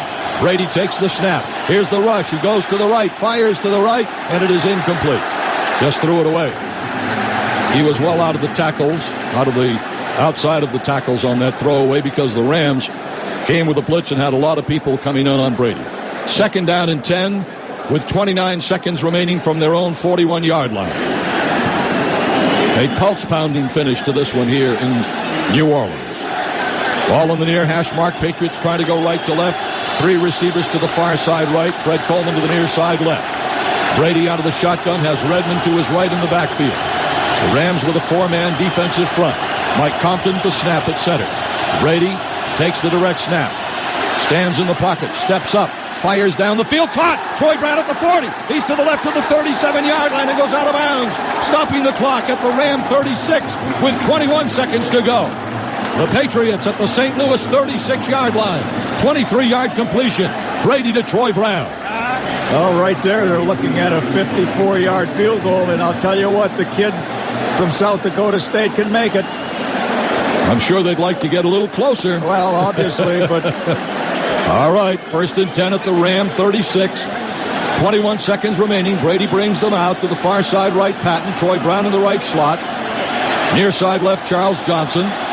Redmond to the left of Brady in the shotgun in the backfield. Direct snap to Tom. Looks. Fires over the middle. Caught by Jermaine Wiggins down to the 30-yard line of St. Louis. The Patriots have to come up and snap the ball down here. 13 seconds remaining. Brady to the line of scrimmage. Down to 9 seconds left. Throws the ball to the ground with 7 seconds left. And Adam Vinatieri will try to win it with a 47-yard field goal attempt. Ball is on the far hash mark. The angle will be to the left for Adam Vinatieri. He has hit, a 37-yard field goal in this game. This one will be 47 yards with 7 seconds remaining. The ball at the Ram 30 or 48 yards. Now they move up a little bit. Let's see. All right. Ken Walter will hold. Lonnie Paxton will snap from the far hash mark. Angle to the left for Adam Vinatieri. 48-yard field goal attempt. Set to go. Snap ball down. Kick up. Kick is on the way, and it is good! It's good! It's good! Adam Vinatieri booms a 48-yard field goal, and the game is over, and the Patriots are Super Bowl champions! The Patriots are Super Bowl champions! The best team in the National Football League! Adam Vinatieri, 48 yards! Oh, baby! Oh! What a finish! What a finish, Ducaroo! Oh, my God! I'll tell you. Oh, wow! Almost felt it was going to be happening in regulation or overtime. Adam Vinatieri with a field goal was going to do it. Oh, wow! Unbelievable. 14-point underdog. But what a great move they made with that last series to get the ball in field goal position. And who makes the big play? Troy Brown. Troy Brown, and excellent quarterbacking by second-year man Tom Brady. He got the ball in the right receiver's hand. The 3rd time is the charm in the Super Bowl for the New England Patriots. Adam Vinatieri boomed it through from 48 yards. The Ram fans are stunned. The Patriot fans are in jubilation. Perfect kick. Perfect kick. Hit it. I mean, Gil, that was right down the pipe. I mean, it just dissected that goalpost. Beautiful, beautiful, high, good end-over-end kick. A beautiful kick, once again, under tremendous pressure.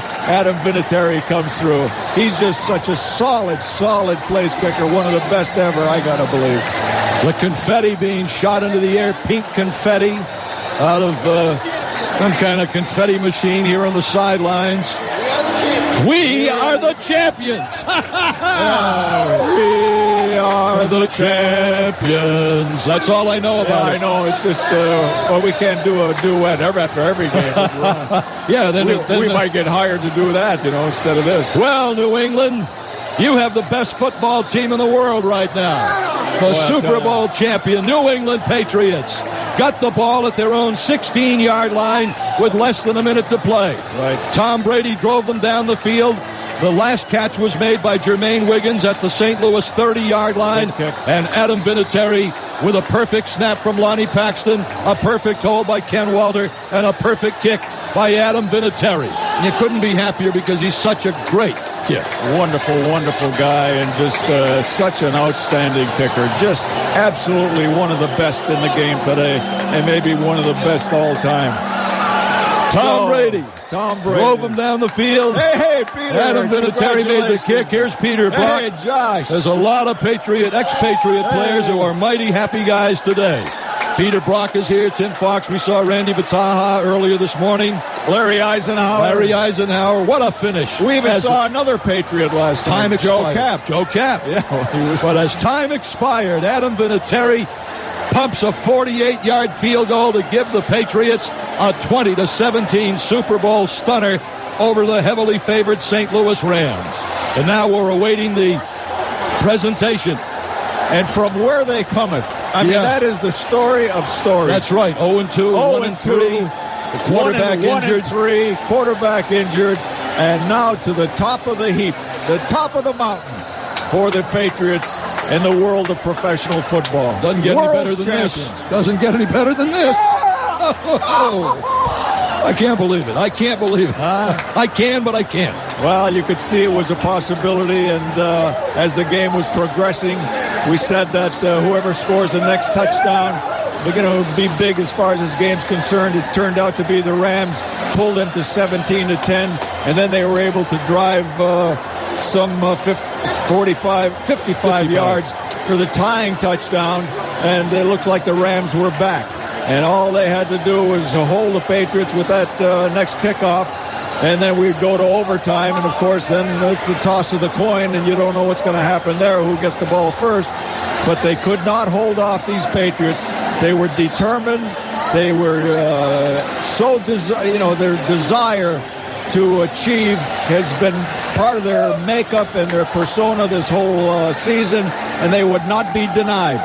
They just were determined to come down with that last drive and get it to Adam Vinatieri. They have so much confidence in him that you just feel like he's going to make every kick he tries. I know I feel that way. So, when he got there and he set that thing up, I just felt in my bones that the way he's kicked this football this year and so many key kicks, so many pressure situations, that he was going to come through, and come through he did. Adam Vinatieri's now 25 out of 25 indoors. The Patriots saw the Rams come down the field and tie the game with a minute and a half left. That was almost a heartbreaking drive, but you got to give these guys credit. We said if it was close at the end, they're resilient enough and tough enough mentally to be able to win the game, and that's what they did. They got it with less than, about 1:21 to go when they started the drive. No timeouts, drove them down the field. Big pass reception to Troy Brown. And there was a good one to J.R. Redmond. One to J.R. Redmond, and then the last one to Wiggins. And then Adam hits the field goal. And so they're celebrating in New England, and we will be celebrating here in Nolens tonight. Well, Patriots Super Bowl championship. 10 minutes after 10 New England time. I hope no one's sleeping back there. Oh, man. Huh? My goodness. Just the most exciting season for these Patriots, and the way they just electrified the whole New England area, and of course all the followers of the Patriots throughout all these years, coming into professional football in 1960 as part of the old American Football League, then of course with the merger taking place in 1971 or 70 with the National Football League becoming part of the American Football Conference. Having won a championship, division championship 3 times, coming to the Super Bowl 3 times, all 3 trips here to New Orleans. And this one pays off for them as they are world's champions.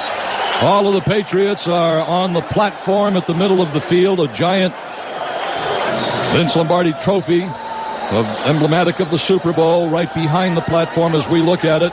They'll be making the presentation shortly. I noticed the scene on the sidelines, Tom Brady and Bill Belichick hugging each other. And what a gutsy decision that was by Belichick back when Drew Bledsoe became healthy to come out and say, Tom Brady's going to be our quarterback the rest of the way. He had a hunch, and he liked what he saw, and he was right, because his team has now won 9 games in a row, with the culmination today, the Super Bowl, the biggest one of all. As time expired, the kick went through the uprights, and the Patriots win it 20-17. Kurt Warner passed for 365 yards. Tom Brady passed for 145. In that last drive, I believe he passed for about 50 yards to get them into position to win the game on the field goal. He was 16 of 27. The Patriots did not turn the ball over once. The Rams turned it over, 3 times or 4 times? 3 times I got as far as 92 yards rushing for Antoine Smith. The thing they had to do, Gino, was keep Kevin Falk under control, and they did. He only had 76 yards. And I'll tell you what, I looked at him a couple of times on that previous drive that they got in for the tying score, and he was really sucking wind. I mean, he just was looking for air. He was doing yeoman's work. But you also felt that one of the last hits he took close to the 5-yard line took a lot out of him as well. But he certainly is one magnificent player and a guy that can be a game breaker, someone that you really had to keep in check. And I think the Patriots did an outstanding job in keeping their star players on offense, especially, all-star players they kept in check. Marshall Faulk, Kurt Warner, Torrey Holt, Isaac Bruce. I mean, for the most part, they did not let them play their game. Let's go out to midfield for the presentation of the championship trophy to Bob Kraft and Bill Belichick. 36, Bob Kraft and the New England Patriots. Mr. Kraft, let me get your lovely wife Myra in here. Mr. Commissioner, go right ahead, sir.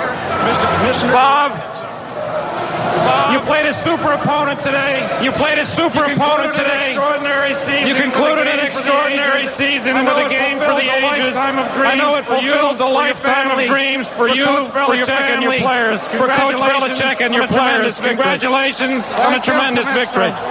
Thank you, Commissioner. Enjoy the moment. The fans of New England have been waiting 42 years for this day.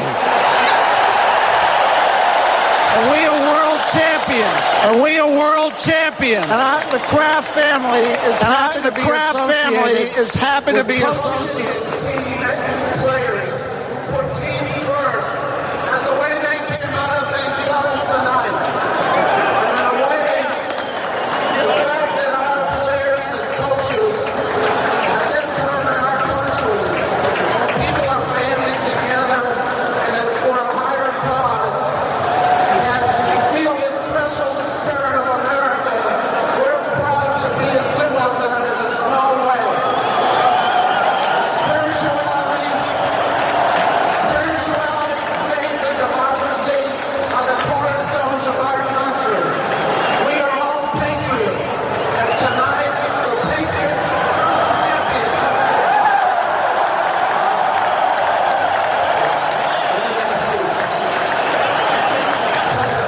Coach Belichick, people thought you were crazy when you gave up number 1 draft choice for this man out here, Coach Bill Belichick. It must make you feel proud to know that you have a head coach that respects you, Loves, cares about you, and finally has seen that dream come true. Well, the best deal I ever made was getting this guy. Thank you. Bill, congratulations. I have to ask you, after the first game in which you blitzed so much in that football game, over 35 blitzes. What was the changes? What did you see and say to yourself, this is what we have to do differently if we want to compete against this team, which was so heavily favored? Well, they did a great job of picking those blitzes up in the first game, so we covered a little bit more in this game. But I think it's just a great job by our players and our coaches on preparation all week. And, this team beat the number 1 seed in the AFC in Pittsburgh, beat the number 1 seed in the NFC here in St. Louis. All the credit's got to go to the players and the coaches. And if we're playing next week, we'll probably be the underdogs. What was the mindset, Bill? Because how do you come in here and how did you keep your team so loose? Because quite honestly, people said the speed on this turf, your team can't match up. I noticed in this game, it looks like you pressed a lot, doubled up a lot, mixed it up a lot, and made them hold the football longer than Kurt Warner normally likes to hold the football. Well, I thought we had to do that, Terry. I thought we had to cover more than rush because he gets it out of there so quick. We tried to rush him with everything but the kitchen sink in the first game, and they did a great job, and he got rid of it. So we thought we had to do a little more cover in this game. But again, these players, there's a lot of other people that don't believe in them, but they believe in themselves, and that's really all that matters. They know they can play with anybody. Coming into this game, you had basically a rookie quarterback, a second-year guy, and I think once again, hats off to you for a gutsy decision. When Drew Bledsoe came back, you stuck with Tom Brady. What was it about Brady that you saw that you said, this is my quarterback? Well, he's been playing.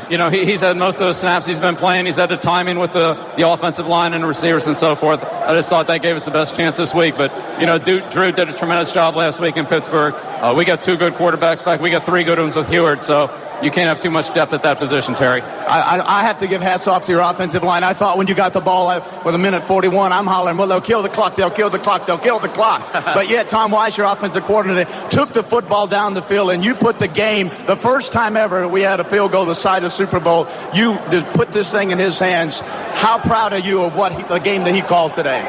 Charlie did a tremendous job offensively. The players executed great, and we got a couple big plays out of J.R. Redmond and Jermaine Wiggins and, of course, Troy Brown on that last drive, and of course, a huge kick out of Vinatieri. He's been dependable, and he's been our clutch guy all year. Congratulations, Coach Newey. Tom Brady, come here, you, over here. Congratulations. This has got to feel like, man, I don't believe this is happening to me, like a dream come true. It's absolutely incredible. So it's the example of what happens when guys believe in each other. And there's so many reasons why we're here. Damon and Drew Bledsoe and my coach, it's always with the support. The way the offensive line played today, the running backs, Antoine. It's just dream come true, Super Bowl champs. How about the last drive? Up to that drive, about 88 yards passing. Pretty much ran the football. What about that last drive? Well, it's the way the teams, whenever we've had our backs against the wall, we've responded all year. Could have been last week in Pittsburgh. Drew comes in and throws touchdown passes. All year. Oakland game, Adam kicks the game winner. Just, it's awesome. To have all the Patriot fans here. Bring your championship home to Boston. Turn around. Tom Brady, turn around. I want to hand you these keys to an Escalade EXT sitting right over there. Cadillac, you are the MVP of Super Bowl 36. Congratulations. That's my car? That's your car. Oh, that's your car. Oh, man. There's a lot of guys that deserve that car. I'm sure everyone could use it. It's a team car now. Not for me, but everyone's using it. So they can help pay the taxes on it, too. Yeah, that's okay. I guess I'll be doing that. But I want to say hi to my family, mom, dad. We did unbelievable. My sisters, my brother-in-law, my little niece, Maya. Congratulations. Where's Adam Vinatieri? See up here? Where's that? Hey, come here, Adam. Come here. Hey, you're making a habit of this. First we see you against the Raiders in a snowstorm. Hit a 45-yarder there to win that football game, send you down to the championship game. What about today? What's going through your mind? Did you think that your team would try to drive down the field and give you that chance? Absolutely. I knew they would because we got a ton of champions out here, and these guys never, ever give up. I've never been so proud to be a member of anything in my life. I love every one of these guys. They just stepped up, balled all game long, shocked the world, but we didn't shock ourselves because we're champions. Woo! All right, congratulations. Well deserved. Thank you very much. Where's Ty Law? Where's Ty at? Ty, come here, man. defensive backs in this football game, you guys did an incredible job. It appeared that you wanted to jam their quick receivers, slow down their tempo and their rhythm, right or wrong? Yeah, they say it's the best track team in the National Football League, but I never seen anybody win a 100-meter dash with somebody standing in front of them. We came out here, we challenged them. No one gave us a chance. My secondary, Lawyer Malloy, Otis Smith, Terrell Buckley, all y'all, dog. Nobody gave us a chance. We put it on them. We got the interception. Tell me, come here, Ty. Tell me about the interception. Well, we put a little pressure on him. I got to give a lot of credit to Mike Vrabel. He put the pressure on him to make a throw, a bad ball, but we were in man-to-man coverage like we were all day.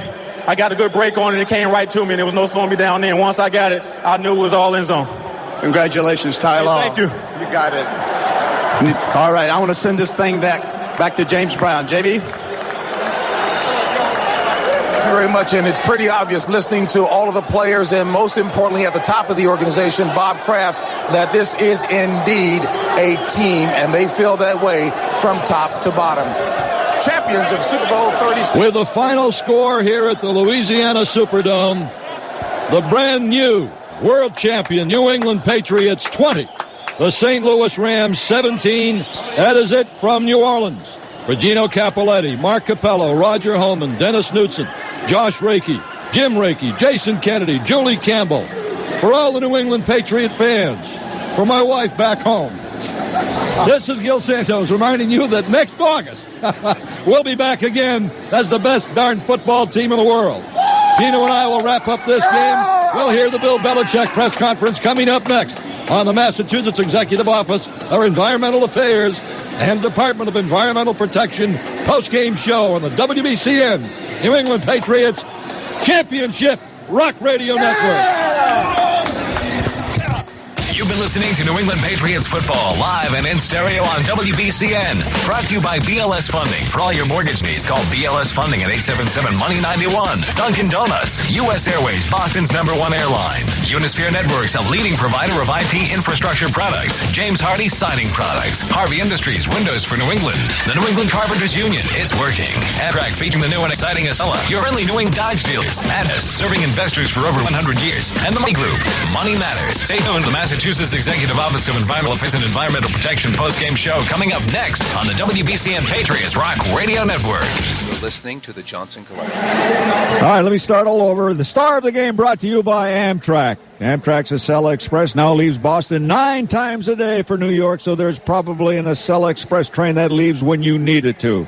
For information or reservations, call 1-877-GO-ACELA or go to Amtrak.com. And I'll tell you what, trains are flying, planes are flying, and we're all flying because this has just been one great ending to one great season of watching this team as they made their move and their escalation to the heights of professional football. What a story this has been. Starting 0-2, winning a game and then losing another, and faced at a 1-3 record, coming from behind to beat the Chargers.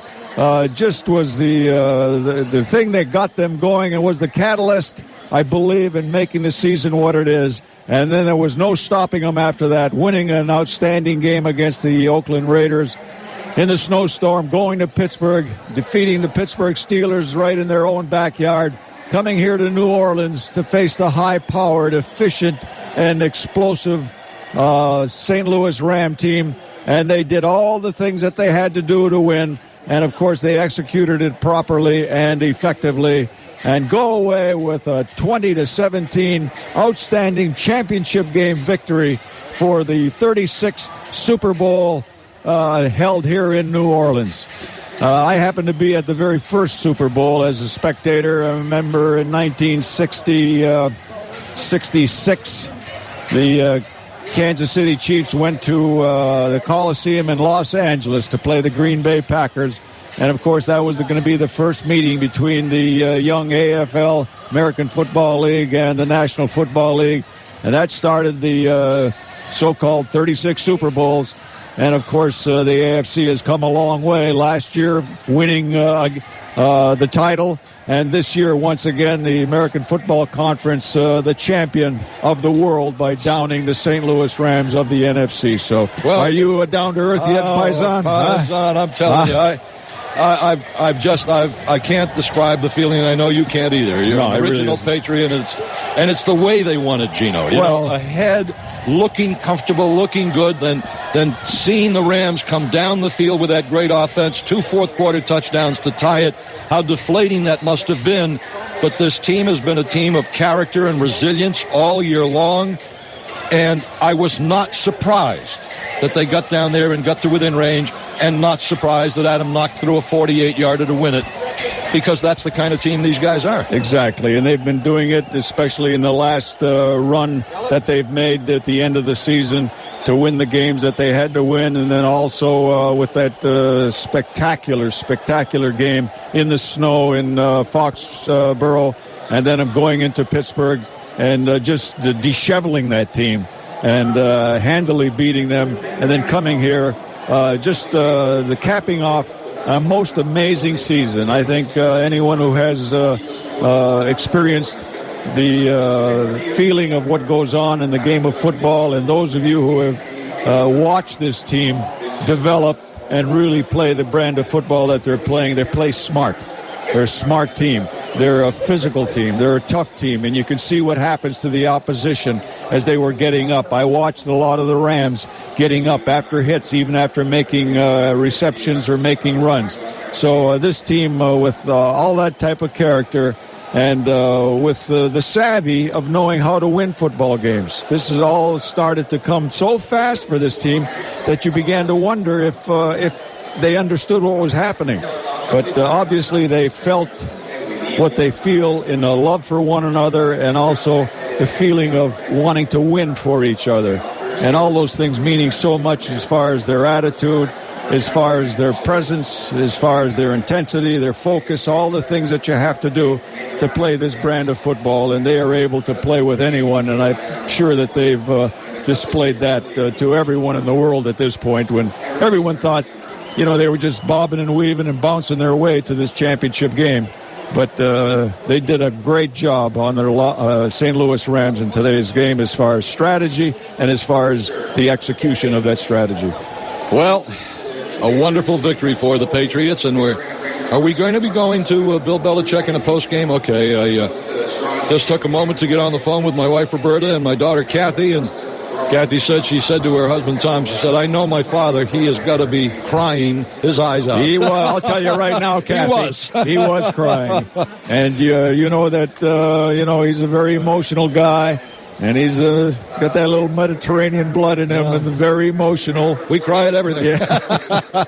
Well, it was just a marvelous season, a marvelous win, one that did not surprise me, quite frankly. No. I thought they had a darn good chance to win if they could do two things: keep Marshall Faulk under control in the running game and be able to run the ball themselves. They did that. The Rams had a total of 90 yards rushing. The Patriots had 133 yards rushing. So they ran the ball. They prevented the ball from being run on them by the great Marshall Faulk to most degree, and ended up winning the game on Adam Vinatieri's 48-yard field goal right down the middle as time expired, sending the New England Patriots home from New Orleans as the world champions. Who would have thought it? Who could write a script like that? You couldn't. Especially with the game at Foxborough, and then the game last week. I mean, who could really write a script like that of this team, a true Cinderella team that just came through in every fashion? The glass slipper fit. Yep. Cinderella here today, as the New England Patriots became the first National Football League champion of a 21st century season. 2001, first year of the 21st century, first champions of the 21st century, the Patriots, named after the men who made it possible for this great country. How does it get any better than that? I mean, it doesn't get any better than that. We're waiting for Bill Belichick and the post-game news conference. Don't know when Bill is going to be showing up, so we're going to be doing some tap dancing here for a little bit. And then we'll be doing a little tap dancing tonight at the post-game party. We'll be listening to that Dixieland music at that post-game party, or whatever kind of music they have. And that's going to be an interesting party to be around, with the Patriots celebrating at the team hotel at the Fairmont here in New Orleans. And just going to make for a wonderful conclusion to this trip here in New Orleans as we head back home tomorrow and I believe there will be a parade and a celebration on Tuesday in the city of Boston. Mayor Tom Menino, his office called me earlier this week and talked about my being the MC, and I said, well, if you really want me to, if we win the game, yeah, sure, I'll do it. I'd be delighted to do it, of course, and so the folks in Boston can prepare for a celebration honoring their World Championship football team. Well, they were going to have it anyway, and of course, then to make it be a championship parade, certainly, it doesn't get any better than that. No, it doesn't. And then when you think about, how many championships have we seen in recent years as far as the four sports teams? 1986 Celtics, the last one. And so it's been a little bit of a drought for the Boston fans, who are undoubtedly, in my mind, one of the greatest fans around the country because of the way they have a passion for sports and the way they support sports in that area. So the Patriots are the world champions. They win it on Adam Vinatieri's 48-yard field goal as time expired here in New Orleans. And a little thing where I keep all the scores, I can't find it, but I'll find it in a moment. In any event, we'll be... all the scores of what? The scoring as the game goes along. Oh, well, I got that for you. Just I'll keep that as a little souvenir. I'll get it back out here in a minute and tell you how this worked out. My own little sheet. That little. You like to look at your own card that I'm the only one who can understand my writing. The improbable ending to a great game that had the Patriots score touchdowns in two different ways, one on defense, one on special teams.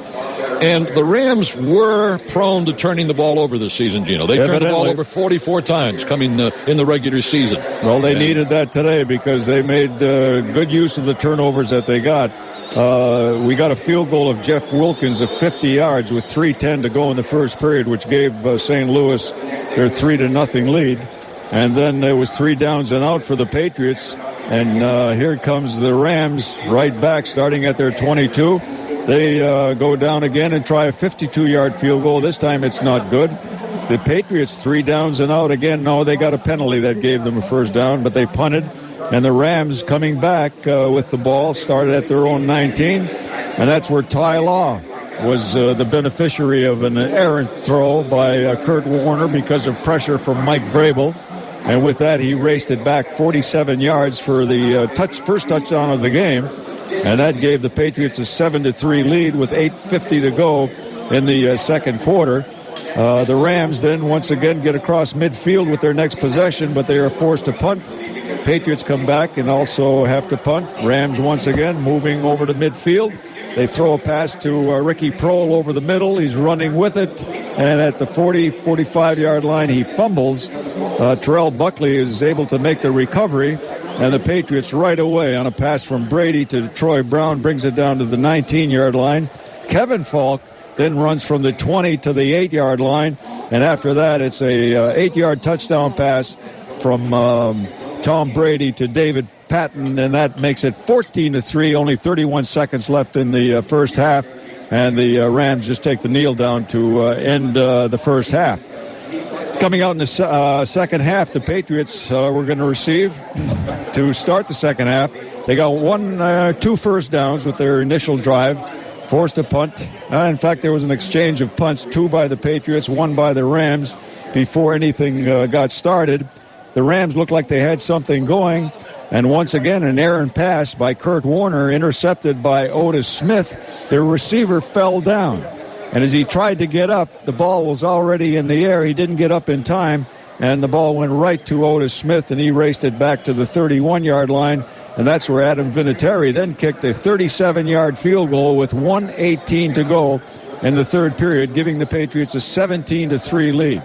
Well, in the ensuing kickoff, the Rams, starting at their own 22, started to move the ball smartly, got across midfield, and they drove the distance for the touchdown with 9:31 to go in the ball game, as Kurt Warner really fooled the Patriots defense with a quarterback sneak of 2 yards, I believe, for a touchdown. They made it 17-10. And lo and behold, the Patriots receiving the kickoff, 3 downs and out. And the Rams then starting at their own 8-yard line because of a penalty, get up to midfield, get across the 40, but a big sack takes place, forcing the Rams to be unable to pick up the third down. They punted, and the Patriots punted back, and that's when the Rams went in and scored, tied it up, bada bing, bada boom. And then Adam Vinatieri, bada bing, bada boom, All 48 right. yards, and the Patriots are the champions. He's a real bada bing, yes, bada boom. Yes, he is. And we'll see you again next August. We'll see you Tuesday at City Hall Plaza. Let's go to the World Championship coach, Bill Belichick.